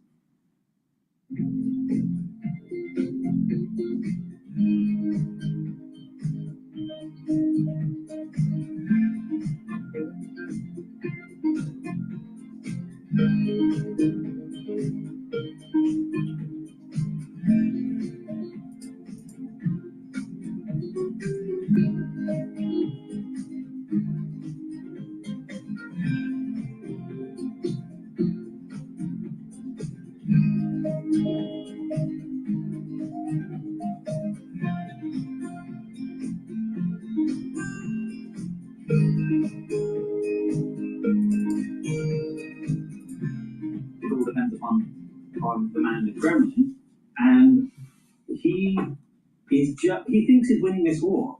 So it's not clear to me why you should make Donald Trump the great peacemaker who ends it, and that Putin has to go back in his box and doesn't get almost anything that he wants except possibly a slice, a large chunk of Donbass. That's not why he started this war. It was entirely for different reasons. Delighted to have James Nixie from the Conflict Studies Research Centre with me.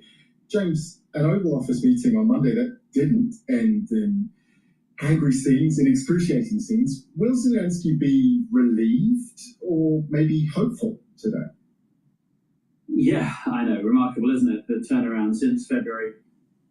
Yeah, relief is surely one of the things, because ambush or some form of repetition, the fact that Putin spoke to Trump last, would all have worried the Europeans. And I think Zelensky must have been very grateful. He had so many prominent Europeans flanking him up. I mean, those were remarkable, unprecedented scenes. So many, if you will, powerful people in one room at one moment.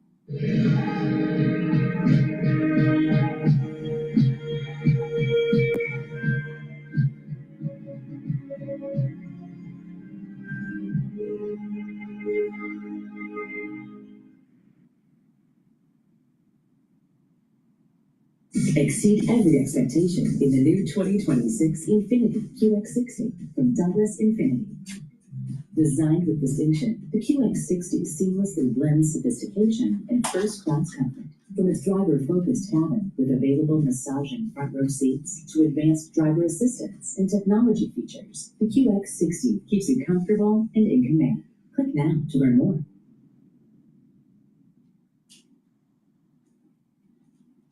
Real powerful people in one room at once.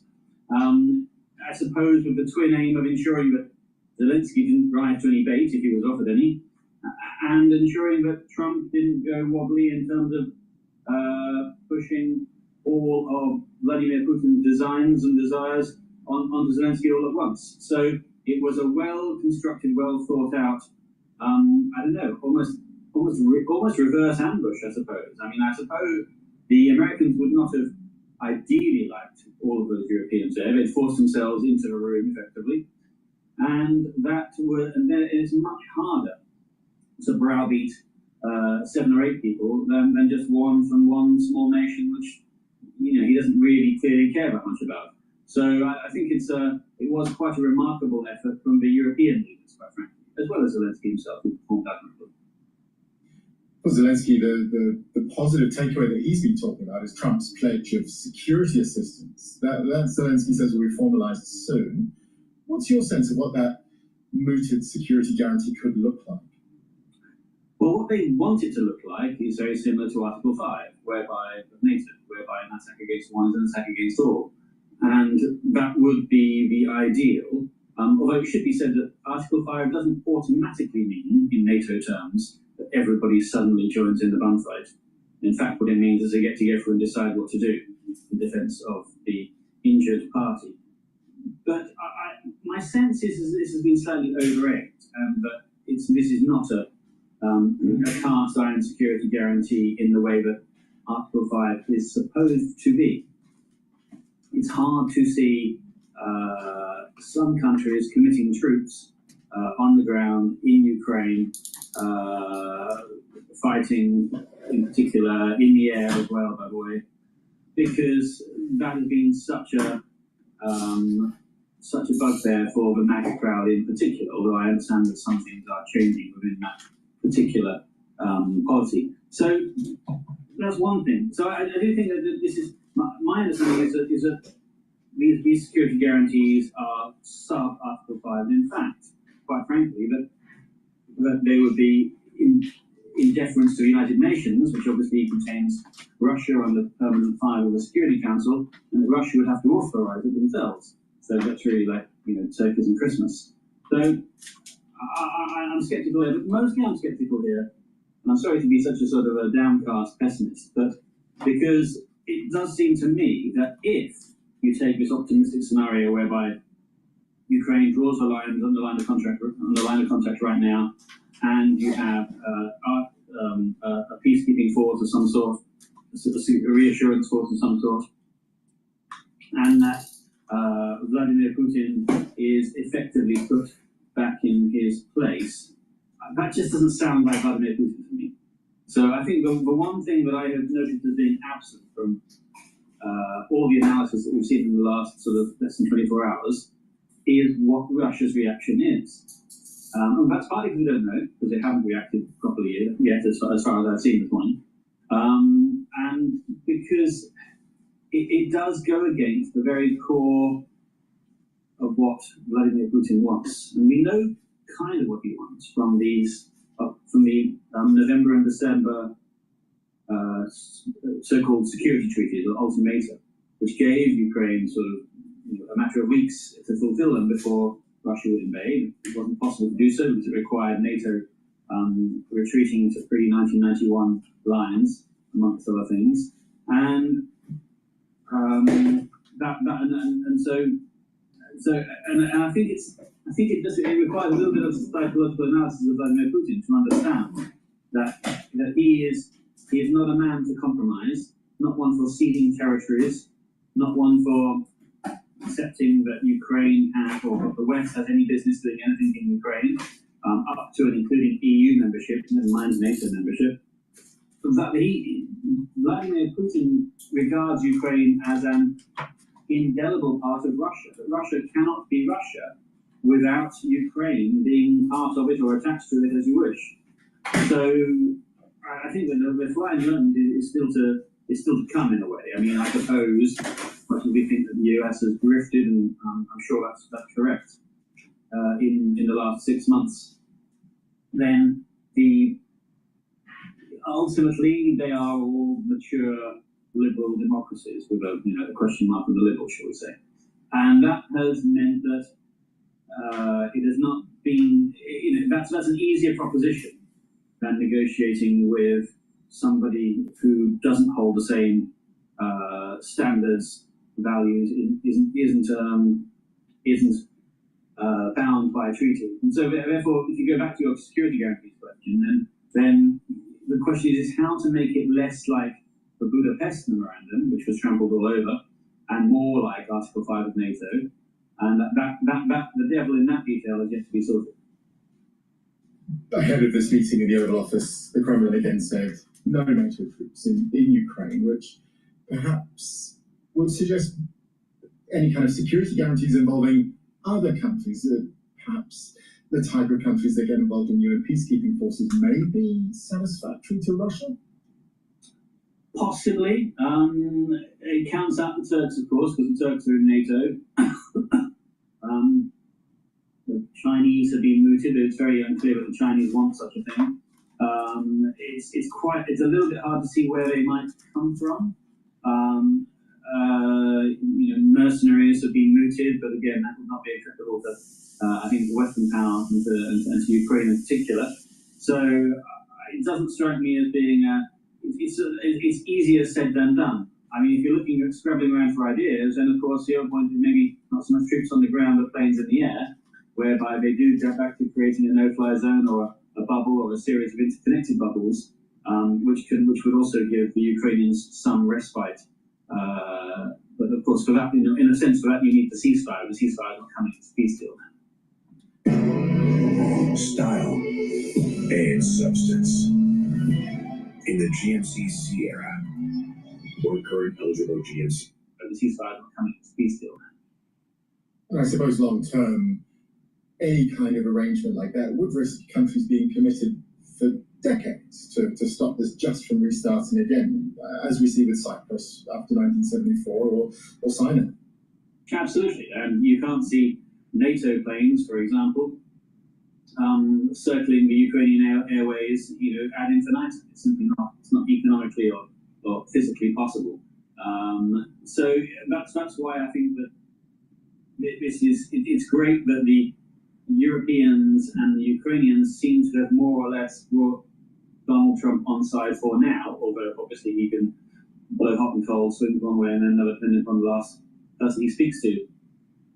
He could go back to either to Putin or even to Vance and Rubio and change his mind within hours, I suppose. But as far as it's just it's very hard to see the Russians agreeing to what the Western media seems to think has been put in place already. Donald Trump, for now, says he's arranging a meeting between Presidents Putin and Zelensky that some say could come in the next 2 weeks. Do you think Vladimir Putin will go to Hungary or wherever it may be? And is there any point with Ukraine all but rejecting Russia's continuing demand to hand over more territory. I mean, I find it hard to imagine that Vladimir Putin would deign to sit down at the same table with Volodymyr Zelensky, something he hasn't done since the mid-2010s. He obviously, the person who doesn't go to the table will look like the more spoiled of the children, and he will, and I think Zelensky will do that on the basis that he has promised that he would do. Yeah, I think he would be obligated to turn up. Worth noting that President Macron has counter-suggested a quad format, whereby Europe is in there in some position, meaning him, I think, representing Europe. That would, of course, give Zelensky a little bit of extra ballast on his side if Trump and Putin decide to gang up on him. Not an impossibility, as we've seen before.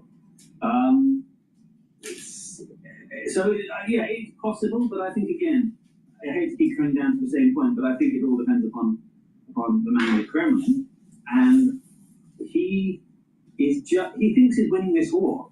So it's not clear to me why he should make Donald Trump the great peacemaker who ends it, and that Putin has to go back in his box and doesn't get almost anything that he wants except possibly a slice, a large chunk of Donbass. That's not why he started this war, but it was entirely for different reasons.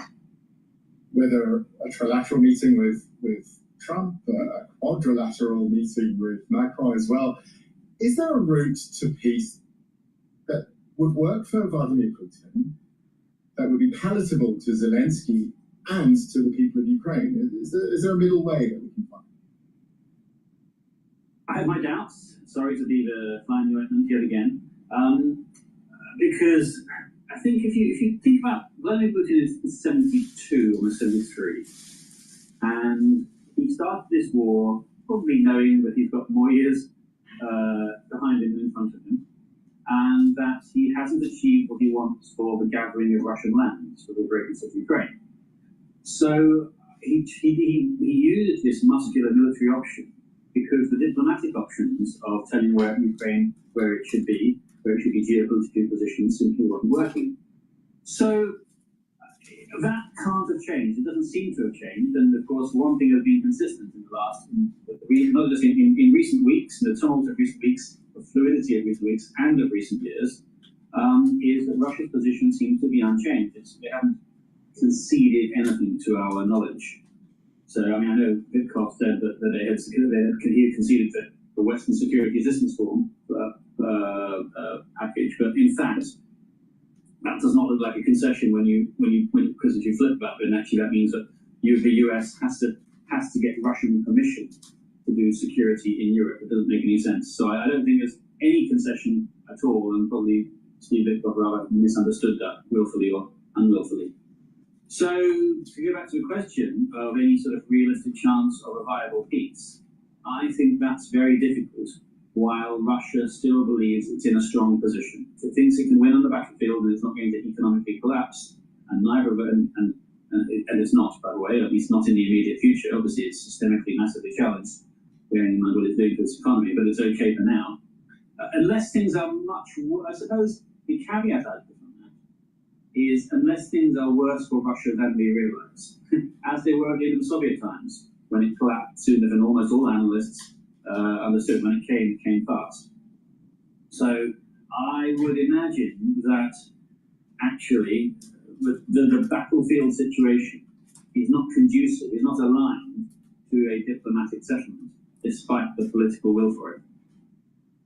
So what happens in Ukraine if Zelensky agrees to a settlement that perhaps meets most of Putin's maximalist demands? Do we see civil unrest there, or does Ukraine just have to walk away from this whole process and perhaps hand a propaganda victory to Russia again? So I was in Ukraine 3 weeks ago, and I happened to be there during the protests on the anti-corruption issue. And it was quite extraordinary to see the people of Ukraine come out in defiance of their government, but saying quite crucially that, listen, we support our government, we support Zelensky in the war, but not in this anti-corruption maneuver, which is outrageous, and we didn't fight and die for this. So I think that Zelensky must be aware that he has got one of the most politically sensitive populations in the world who are able to mobilize and come out on the street if they are betrayed. So what does being betrayed mean? Would they be willing to cede some land? And the answer to that is quite possibly yes, if it weren't for a problem that it's not about land. Because this is not about land for Russia. I mean, it's about control. Russia needs to control Ukraine. It doesn't need Ukraine's land per se. It just had to go in that way, as I say, because it wasn't getting it any other way. So if Zelensky cedes control of some sort, then I think that is a more dangerous position for him politically. If he were to say, listen, can't get you Crimea, can't get you some of Donbass, then that might be accepted by the Ukrainian population temporarily, but not having it codified. One of the problems might be in codification, because, of course, part of the Russian demands are to ensure that this is accepted de jure, not just de facto. To circle back to where we started, Monday's Oval Office meeting, it's clear there's a clear aggressor and a clear victim here. Will Donald Trump, or has Donald Trump come to appreciate this? I mean, it's very... In today's data-fueled, always-on environment, innovation is key. It's time to reimagine and modernize your data infrastructure. Break free. I mean, it's very hard to say, isn't it? Because it's like sort of trying to nail down what with Donald Trump. I mean, you think you might have an agreement, and then it comes out differently on the other side, or then he talks to somebody else, or then he talks to his advisors, talks to his adversaries, then goes back to talking to us. And so you just don't know quite where he stands. If it's any consolation, then that does off-put or wrong-foot the Russians as much as it does us. They equally, presumably, cannot know where Donald Trump stands, unless there's something that they know that we don't about him in Russian asset. But if you ignore that for a second, then I think that it's much more likely that this is, because we're not dealing with a professional politician, he doesn't really have the deftness or the skills to act and stay acted upon. His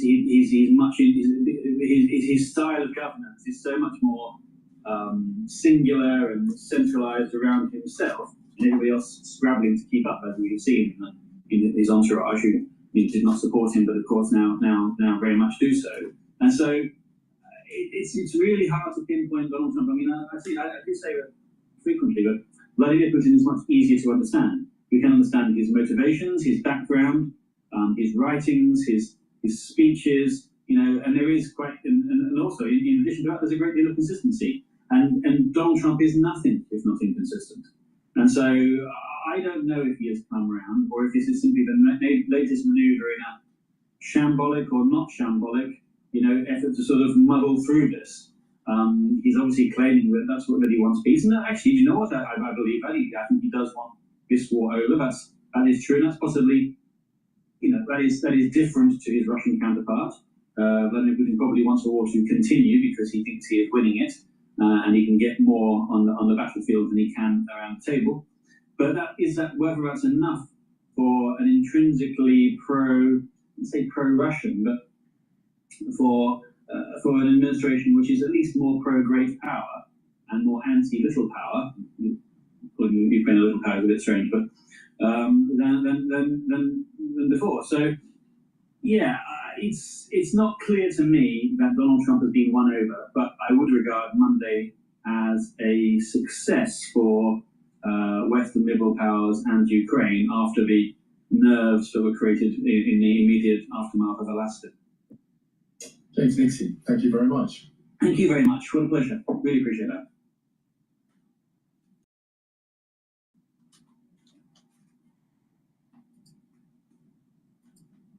It all depends upon.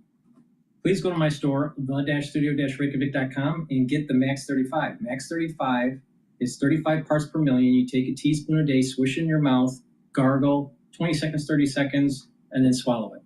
What it will do is help with your immune system. It'll boost it up. It's going to help the health of the epithelial lining, help the health of your oral cavity and your oral pharynx, and increase your mucosal barrier. By doing that, it boosts up your immune system. Do it every day. If you're not feeling well, take a tablespoon or two a day. If someone around you is not feeling well, take a tablespoon or two a day. Once everything is all clear, go back to your maintenance dose.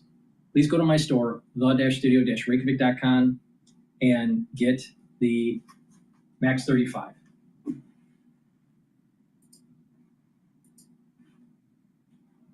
Ahead, we'll bring you all of the updates, including an interview with Sir Peter Westmacott, former UK ambassador to the United States. He'll be here to talk about all the latest updates when it comes to the war in Ukraine, as this White House ramps up the pressure for there to be momentum on the way forward. And it's not just our allies that are under pressure from the White House, but Federal Reserve Chair Jerome Powell, too. This week, our very own Michael McKee is live in Jackson Hole, Wyoming, fresh off of an interview with Fed Vice Chair of Supervision Michelle Bowman, who Michael Shepard is a contender to potentially lead the central bank once Powell vacates his post as the chair. Her name has come up in discussions, but she was careful to demur on her interest and really focus on the task that she has as the Vice Chair of Supervision. She has a big task ahead of her, as she outlined in her interview with Mike, laying out the efforts to address what she referred to as debanking, the issue affecting crypto, but also, as President Donald Trump signaled in his executive order, perhaps some ideological bias behind banks' behavior, too, when it comes to customers. Right, exactly. And there's other big stories that we're following here as well on Bloomberg, and we'll be talking about them throughout the hour, including one that I know that you watch closely, which has to do with the U.S. potentially here becoming a stakeholder in Intel. Well, that's right. And this is a key moment, really, for the tech industry, and especially for an iconic chip maker. And that is whether the U.S. government will proceed with taking, as our colleagues here at Bloomberg have scooped, a 10% stake in Intel, and it will make the U.S. government the largest shareholder in this company. And it's something that's moving shares as we speak, Tyler. And let's go to Charlie Pellet, the voice of Bloomberg Radio and the New York Subway, for the latest on the markets. Thank you very much. Very kind. We have got to Intel shares. Got to begin there because that stock's surging 7%. Certainly a topic of conversation. One we'll have more on coming up on Balance of Power. But the Dow, the S&P, NASDAQ, right now we are at just about the lows of the day. Got to begin with NASDAQ because I'm looking at a sell-off that is intensifying there with the NASDAQ Composite Index down now by 313 points. That is a drop of 1.5%. Keeping it all in context, the S&P just above 6,400, down 40 now, a decline there of 0.6%. Dow Industrials down 13 on the Dow, a drop of just under 0.1%. A slide in the world's largest tech companies weighing on stocks. Big box retailers getting a boost from Home Depot's numbers this morning. Home Depot up now by 3%.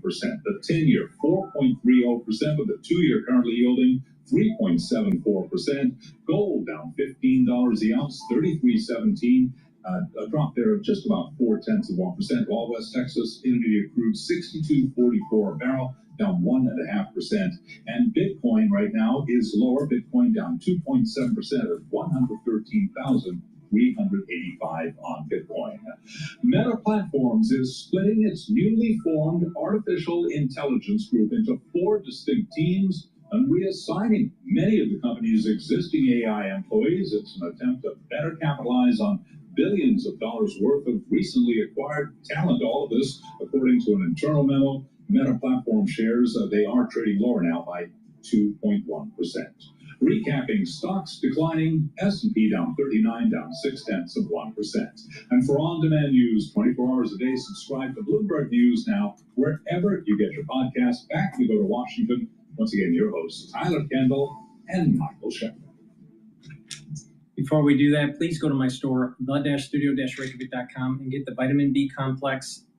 Vitamin B complex will boost up your cellular metabolism and increase your ATP levels. The first 4 B vitamins helps with the electron transport chain, which is in your mitochondria, to boost up those ATP levels. Also, vitamin B complex through vitamin B12 helps to protect your neurons. That an initial demand from the Kremlin was for Ukraine to abandon its defense industry, abandon Western military flows. We heard from President Trump earlier today, speaking in an interview with Fox News, laying out the stakes of what's happening here. I hope President Putin is going to be good, and if he's not, it's going to be a rough situation. And I hope that President Zelensky will do what he has to do. He has to show some flexibility also. They're not going to be a part of NATO, but we've got the European nations, and they'll front load it, and they'll have some of them, France and Germany, a couple of them, UK. They want to have boots on the ground. Not in. I don't think it's going to be a problem, to be honest with you. I think Putin is tired of it. Joining us now for more is Bloomberg's national security reporter Natalia Drozdiak, who has been following this story, helps lead our coverage when it comes to foreign policy here at Bloomberg. And Natalia, I felt like one of the big takeaways yesterday was that we did see these firmer commitments from the White House, from President Trump, when it comes to a U.S.-backed security guarantee. But do we have any details on what this is actually going to look like in principle? Well, we did hear a bit more from President Trump today. I mean, he basically rolled out U.S. troops on the ground and described a bit about potentially having air support to provide a sort of backstop to Western forces that would monitor some sort of peace in Ukraine once they reach that deal. But, as you mentioned at the top of this, they're still trying to hash out the details right now. So we know that the national security advisors from Ukraine, the U.S., and the European nations are all trying to figure that out right now, especially ahead of the next meetings. Natalia, I wanted to bring up the next meeting and the idea from President Donald Trump, and one shared by the European counterparts who were there yesterday, would be a bilateral sit-down between Vladimir Putin and Volodymyr Zelensky. But how would that work without perhaps a chaperone, for lack of a better word? And what sort of neutral location would even be feasible, given perhaps some of the U.S. president's estrangement of other neutral locations potentially through tariffs? Switzerland and Brazil. Yeah, I think that's a great question. I mean, first off, we need to get Putin to actually commit to this because we haven't actually seen that yet. The Russians put out a statement yesterday saying they were exploring the idea of looking at more senior Russian and Ukrainian officials talking, but they didn't say anything specifically about Putin actually doing this. So we have to see first. But then in terms of where this actually takes place, I think it's a really great question. Switzerland was an idea that was thrown out there, but that's a country that has really clashed with Trump over trade, so that's pretty much ruled out. Hungary is another option, but they have been a thorn in the Ukrainian side for many years, especially over the prospects of EU accession. So that seems unlikely. I think one area or one place where it might be possible would be in Turkey, because we've seen the last round of talks between the Ukrainians and the Russians at the lower level in May were held in Turkey, so that might be an option.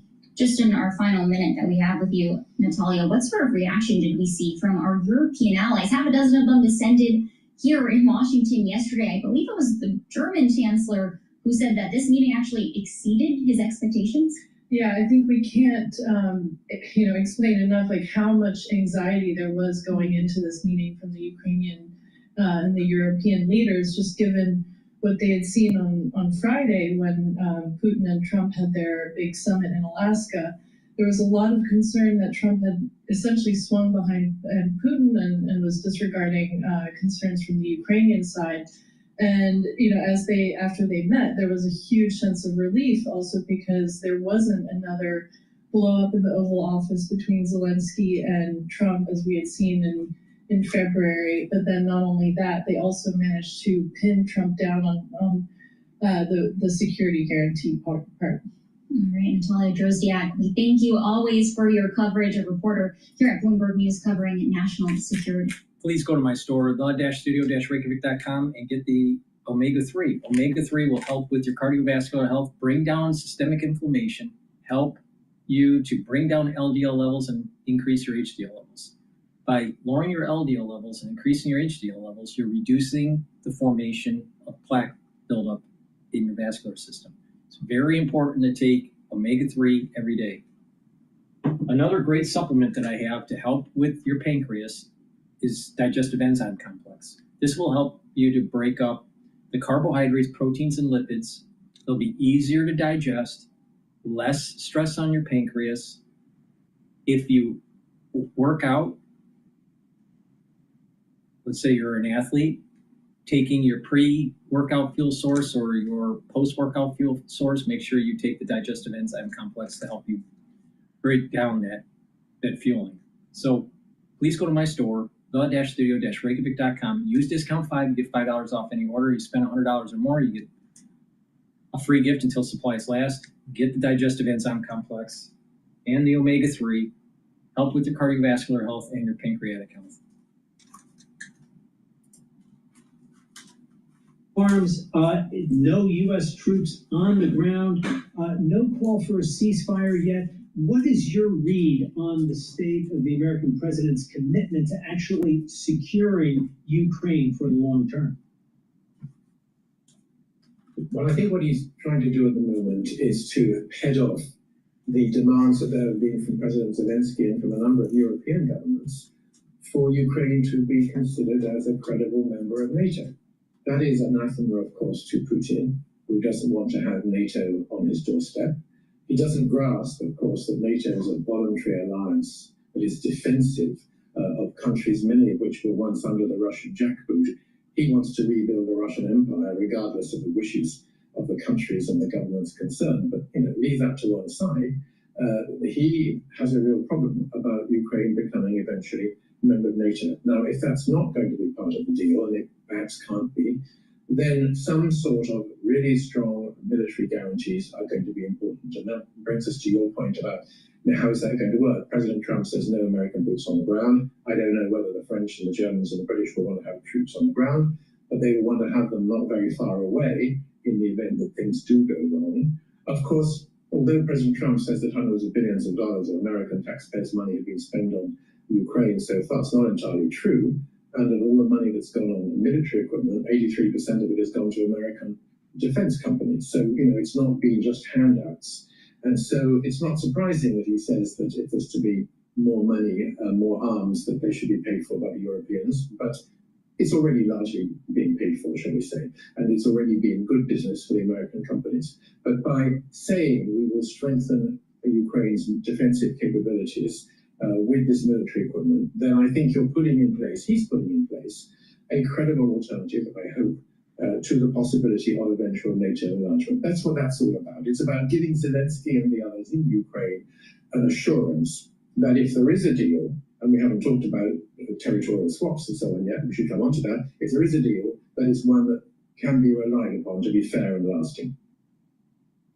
Can we just dig down a little bit more on what this credible deterrence framework would look like? And as we're talking about the different sort of aspects that we could see, we keep hearing this idea about air cover, and perhaps this is an area where the U.S. would be pushing forward the most here. Can you give us some insight into how these negotiations are happening behind closed doors when it comes to what the U.S. would actually supply to a security guarantee to make sure that a potential deal would actually get through? Well, there's a lot of discussion still going on. There's a coalition of the willing meeting that was co-chaired by the French president and the British prime minister, I think, today. There are military chiefs getting together in Washington. I think there's a lot of the detail of what it really means that has got to be worked out. But we do know from President Zelensky that he would like to have, I think he said, 10 different Patriot missile systems on Ukrainian territory. These are very expensive, but they are super effective. And they are a very important part of the defense of Ukraine against ballistic missiles and other Russian hardware which might be fired there. Then I think other parts of it would be territorial guarantees. The president's talked about something that is Article 5 light. In other words, an attack on one country is an attack on us all.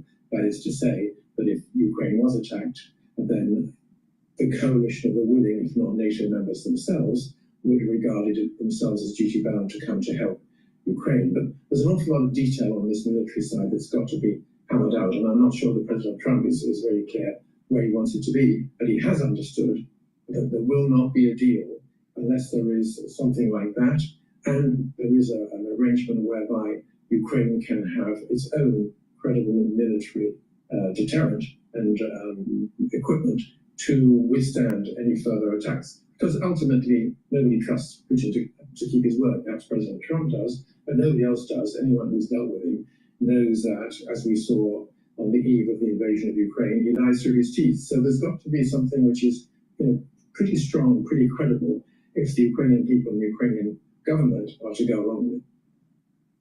Sir Peter, one thing President Donald Trump has made clear is his desire to move very quickly with this and outlined together with European leaders yesterday a timetable of perhaps a bilateral meeting between the Russian and Ukrainian leaders within 2 weeks and perhaps a trilateral meeting, including him, within 3 weeks. Is that overly optimistic? And what are the risks of moving at this pace? Well, one of the benefits of having somebody like President Trump in the Oval Office is that he likes to move fast. Look at all the different things that he's done since he became president. Some of them we may like, some of them we may not. But he doesn't hang around. And he's a deal maker, as he likes to remind us regularly. So, and he also would like to see an end to the killing, as would we all. So I think he wants to get on with this. He doesn't think there's any need for a ceasefire, which is what Zelensky wants and what everybody else on the European side would like, and what the Chancellor of Germany and the French President reminded him was a requirement for progress towards some sort of a settlement. He's now moved off that because Putin didn't want to have a ceasefire. He wants to go straight to a settlement. But to do a settlement in very short order, when you're talking about territorial issues and guarantees and Putin's desire, frankly, to dismantle the entire post-Cold War European order, that's going to be very difficult. And that's a real problem. Let's hope that we can move fast. I think everybody would be delighted if there was rapid progress. But there were questions to be answered, such as, what does the president mean by territorial exchanges or territorial swaps? Has anyone seen any sign of the Russians offering land of theirs in exchange for the land of Ukraine that they want to keep for themselves? I don't think we have. All we've seen is that there might just be the possibility of the Russians withdrawing from some little corners of Ukraine that they've already occupied in exchange for getting others. Well, that doesn't sound to me like a very fair deal. I'm not sure that it would to President Zelensky either. So these territorial issues, as well as the military guarantees and the broader political questions that we've touched on, this does take time. But President Trump is a man in a hurry. He went to Alaska. A couple of days later, there was everybody in the Oval Office. We've now got the coalition of the willing talking to each other. We've got military chiefs looking at the military guarantees question. It would be wonderful if we could make early progress, because each day that we speak, there are more people being murdered by Russian missile attacks on Ukraine. Sir Peter, in just the last 30 seconds that we have with you, I'd love to get your thoughts on what has been a relatively warm relationship between the UK Prime Minister Keir Starmer and President Trump throughout this process. What do you make of the evolution of this relationship, considering that the UK was the first to ink a trade deal, for example? Well, it was, and it started, I think, with a very successful visit to the Oval Office by Keir Starmer. Not everybody was convinced that it would work. You've got President Trump, who was full of a MAGA approach and more protectionist. You've got Keir Starmer, who is a Labour politician, a free trader. How is that going to work out? Sir Peter, I'm so sorry. We have to leave it there. Peter Westmacott, former Leave it to a Brit to just keep on talking. Please go to my store, the-studio-reykjavik.com, and get the resveratrol. Resveratrol will help with the health of your mitochondria, boost up the ATP levels. It's an antioxidant. It'll help with youthful gene expression, get rid of cells that are in senescence. So it's a great way as part of a healthcare protocol. It stacks really well with C60, NAD+, ubiquinol, clarity factor.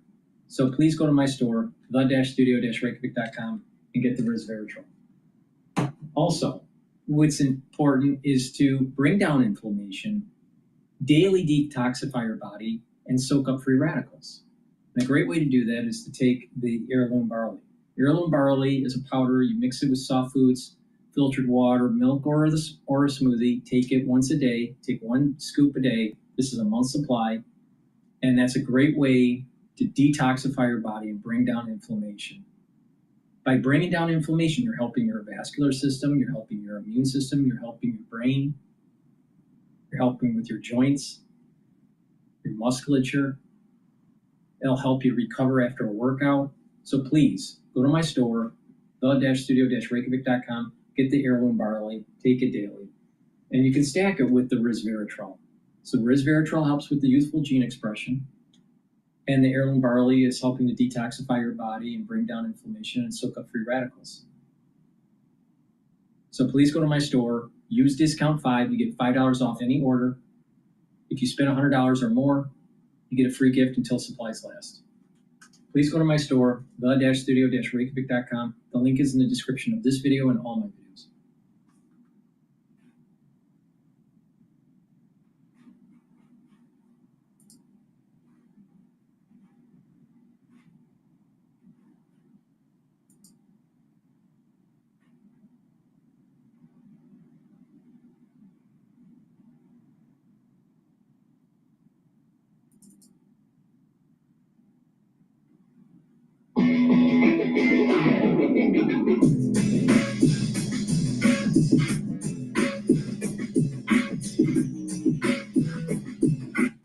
I want to bring in NBC's Gabe Gutierrez covering the White House. NBC's Andrea Mitchell conducted that interview with the Finnish president. And Ben Rhodes served as President Obama's deputy national security advisor. He is also an MSNBC political analyst. So, Andrea, I know that you also asked President Stubb about this meeting between Zelensky and Putin.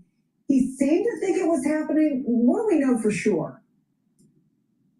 Well, he suggested that it could happen within a week or two, relatively quickly, that the security guarantees, he said, are up to us, not to Russia. I asked him about Russia's immediate rejection from their foreign minister, Lavrov, almost as soon as the meeting broke up, and saying that there could not be any NATO presence. And he said, we've been talking about this among the 30 nations, the coalition of the willing. Chancellor Merz called another meeting for today, a virtual meeting of that group. They've been working on the military possibilities, and that this could happen rather quickly, that the security guarantees are not a decision for Russia, that he said that is up to us. And he takes a very hard line as a country with an 800-mile border with Russia, a relatively new member of NATO, which joined NATO precisely in 2023 in response to Russia's invasion, and has a very strong military. Is a very strong contributor to NATO, and has and keeps purchasing warplanes and other military equipment. So they are very well armed indeed. So, Gabe, what is the White House doing right now to put a meeting on the calendar?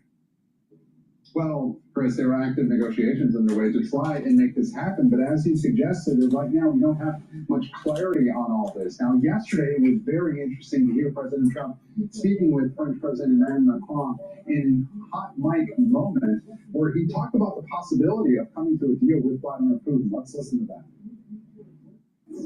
Thank you.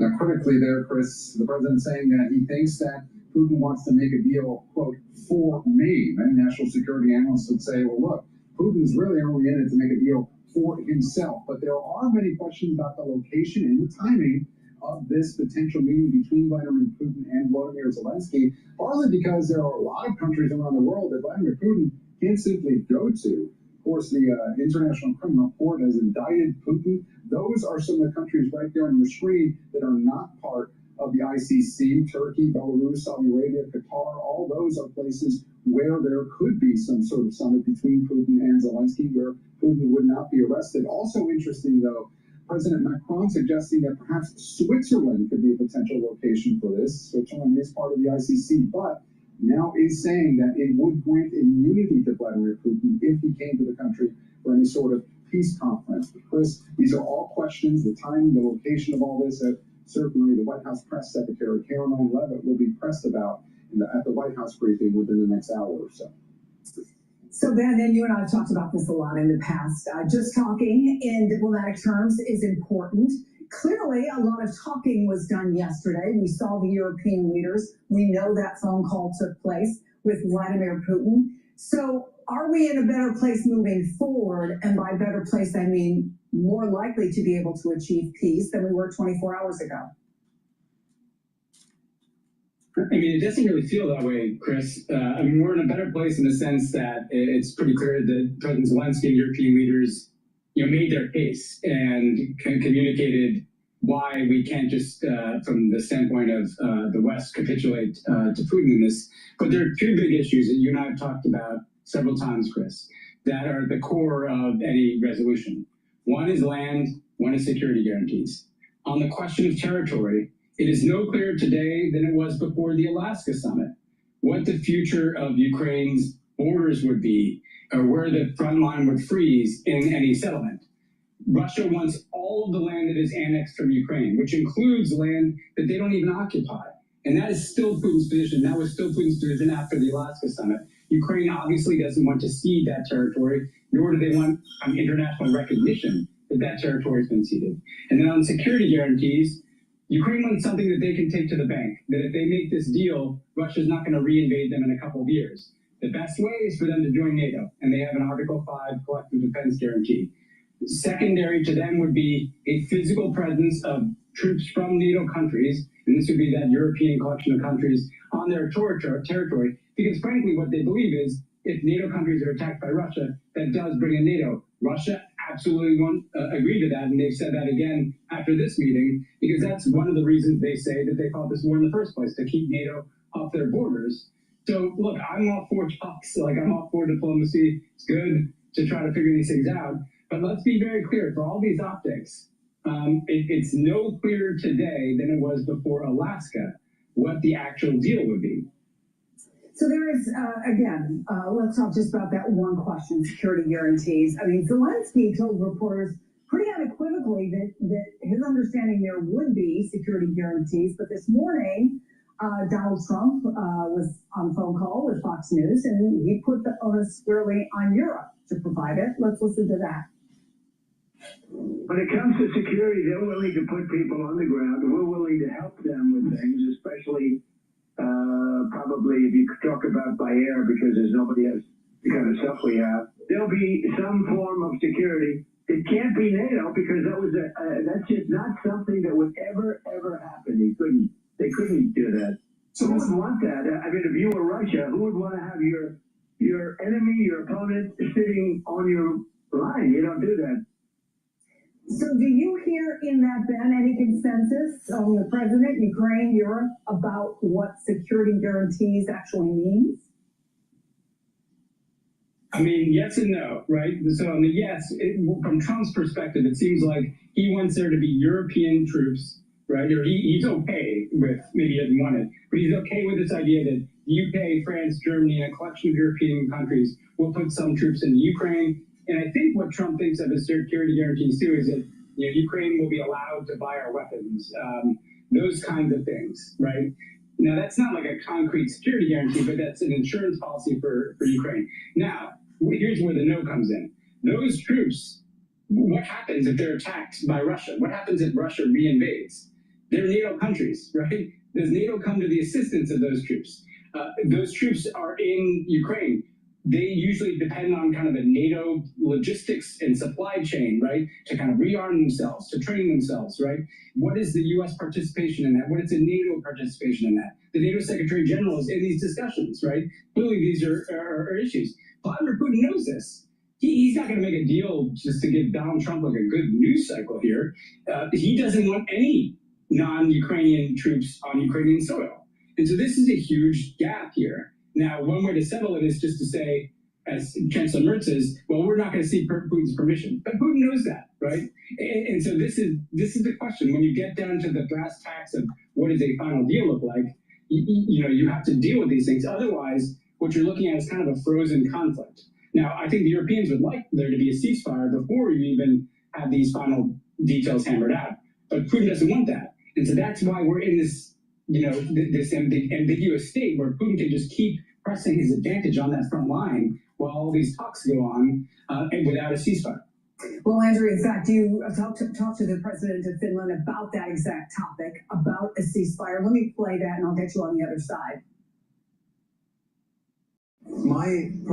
This is Bree. She went from idea to paying customers in 48 hours. No coding, no teams, no all-nighters fueled by energy drinks. While most people spend months planning and preparing, Bree had a different approach. She had something most entrepreneurs don't, an AI employee that could execute her vision. Day one, her AI wrote her website copy and found potential leads. Day two, cold outreach emails were drafted, tested, and sent to 500 prospects. Day three, follow-up emails were sent, and her first sales calls were booked. All of us should watch Netflix. Her AI. My personal preference would be to have a ceasefire or call it a truce, because that would stop the killing. And usually in these types of negotiations, you first have a ceasefire, and then you actually have the peace negotiations. But again, we have to live with the realities that we have. All of us are very clear that we want to stop the killings as soon as possible. You can call it a ceasefire, you can call it a truce, an armistice, but we want to stop these killings. So in your conversations, Andrea, and I know they're wide-ranging, is there any level of feeling, any level of belief that they could come to, whatever you call it, but some sort of ceasefire?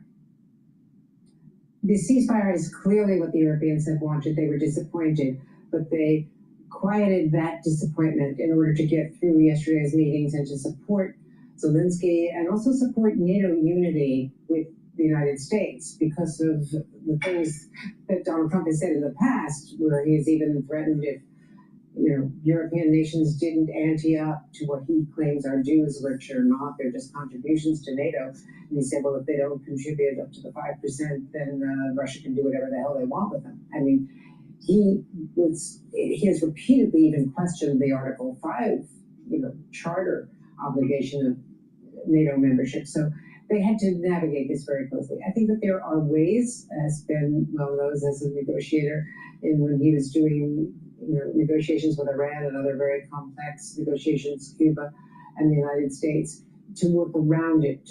There is talk of a buffer zone, some sort of an armistice, not an end as they continue to negotiate, but some kind of no man's land, if you will, like North Korea, a frozen conflict, so be it, but that it would stop the killing.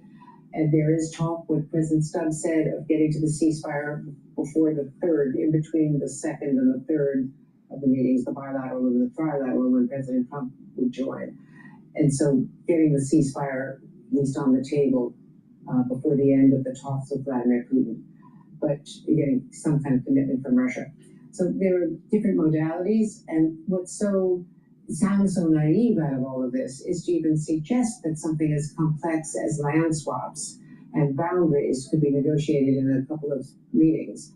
President Stubb, by the way, suggested Geneva, and Switzerland today said that they would give immunity to Vladimir Putin to travel to Switzerland. There have been other high-level meetings, President Clinton meeting with Hafez al-Assad, that I attended back in the 90s, when he was not on the terror list, but was not considered an ally, certainly. So there are neutral meetings that could be held in Switzerland, and that could be one of the options.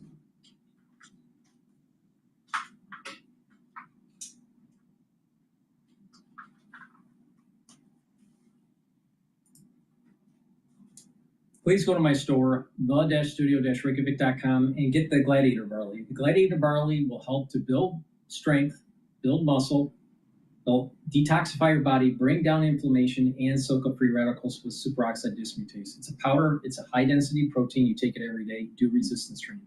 Stacks well with Myotrol and Boomer Boost. Now, Boomer Boost has 68 nutrients. It has a very comprehensive profile. It's a powder. You mix it with soft foods, filtered water, milk, or a smoothie. Take it every day. It focuses on multiple systems. It focuses on your heart and your vascular system, your brain function, your musculature. It helps increase energy levels, boosts up your metabolism. It's a great way to lose weight if you want to lose weight. If you want to lose weight, take Boomer Boost with a soft food like yogurt or hummus, either for breakfast or for lunch, and then do a normal balanced meal for the other 2 meals for your day. Do some calorie restriction because you're trying to lose weight. You'll have a steady burn of energy throughout the whole day. And over time, you're going to lose weight safely. And if you continue that and you maintain that weight loss, what's going to happen is your adipose tissue will start to die off. See, a lot of people don't realize that you have fat cells, adipose cells, and they can swell up with triglycerides. Now, when you lose weight, you're burning off those triglycerides, but the cell is still there. So that's the reason why people can go into a yo-yo diet, and they gain the weight really quick. It takes 5 years of a change of lifestyle to permanently lose weight. So this is a great way to safely lose weight. You do some resistance training, some cardio, balancing exercises, stretching exercises. You'll have all the nutrients you need. And when you apply that, you're going to safely lose weight, and you're changing your lifestyle. You're eating properly. You're sleeping better. You're bringing down inflammation, and you're doing the 4 modalities of exercise. These are all very important in terms of lifestyle change. Make sure you drink filtered water and stay away from processed foods. Eat more vegetables, more protein. When you do that, over that 5-year period, you are going to permanently lose that weight, right?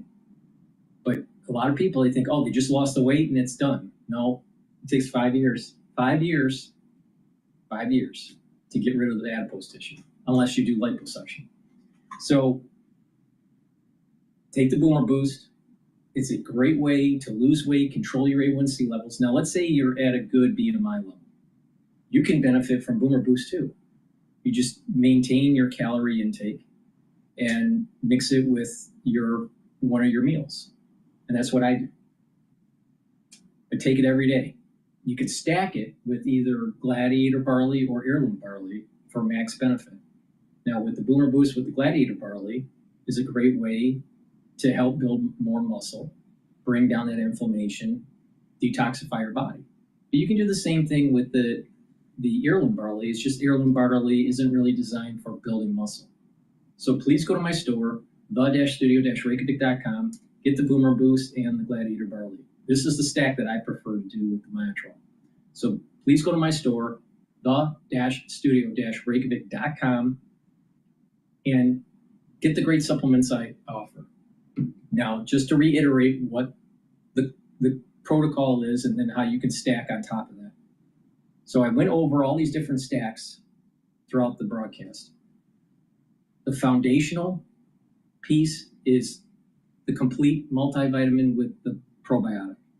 The 4 pillars on top of that foundation are taking Max 35, Max 14, or even Cleanse to boost up the immune system. The second pillar is the C60 to soak up free radicals. The third pillar, take turmeric, ashwagandha, and lignans to help with your cardiovascular health and your immune system. And the fourth pillar, the Boomer Boost, to rev up the metabolism and to increase your energy levels. That's a very powerful anti-aging protocol, longevity protocol. And that way you have more vitality. You can add stuff to that, like the resveratrol or the digestive enzyme complex. So there's lots of ways to customize this for you. These are supplements that I take every day. So please go to my store, the-studio-reykjavik.com, and get healthy. It's a holistic approach. It's the proper supplementation and stack, proper diet, proper exercise, proper sleep, learn new things, talk to people, read, write, filter your water, stay away from processed foods, and you'll get healthy. Thank you for listening, and have a nice day.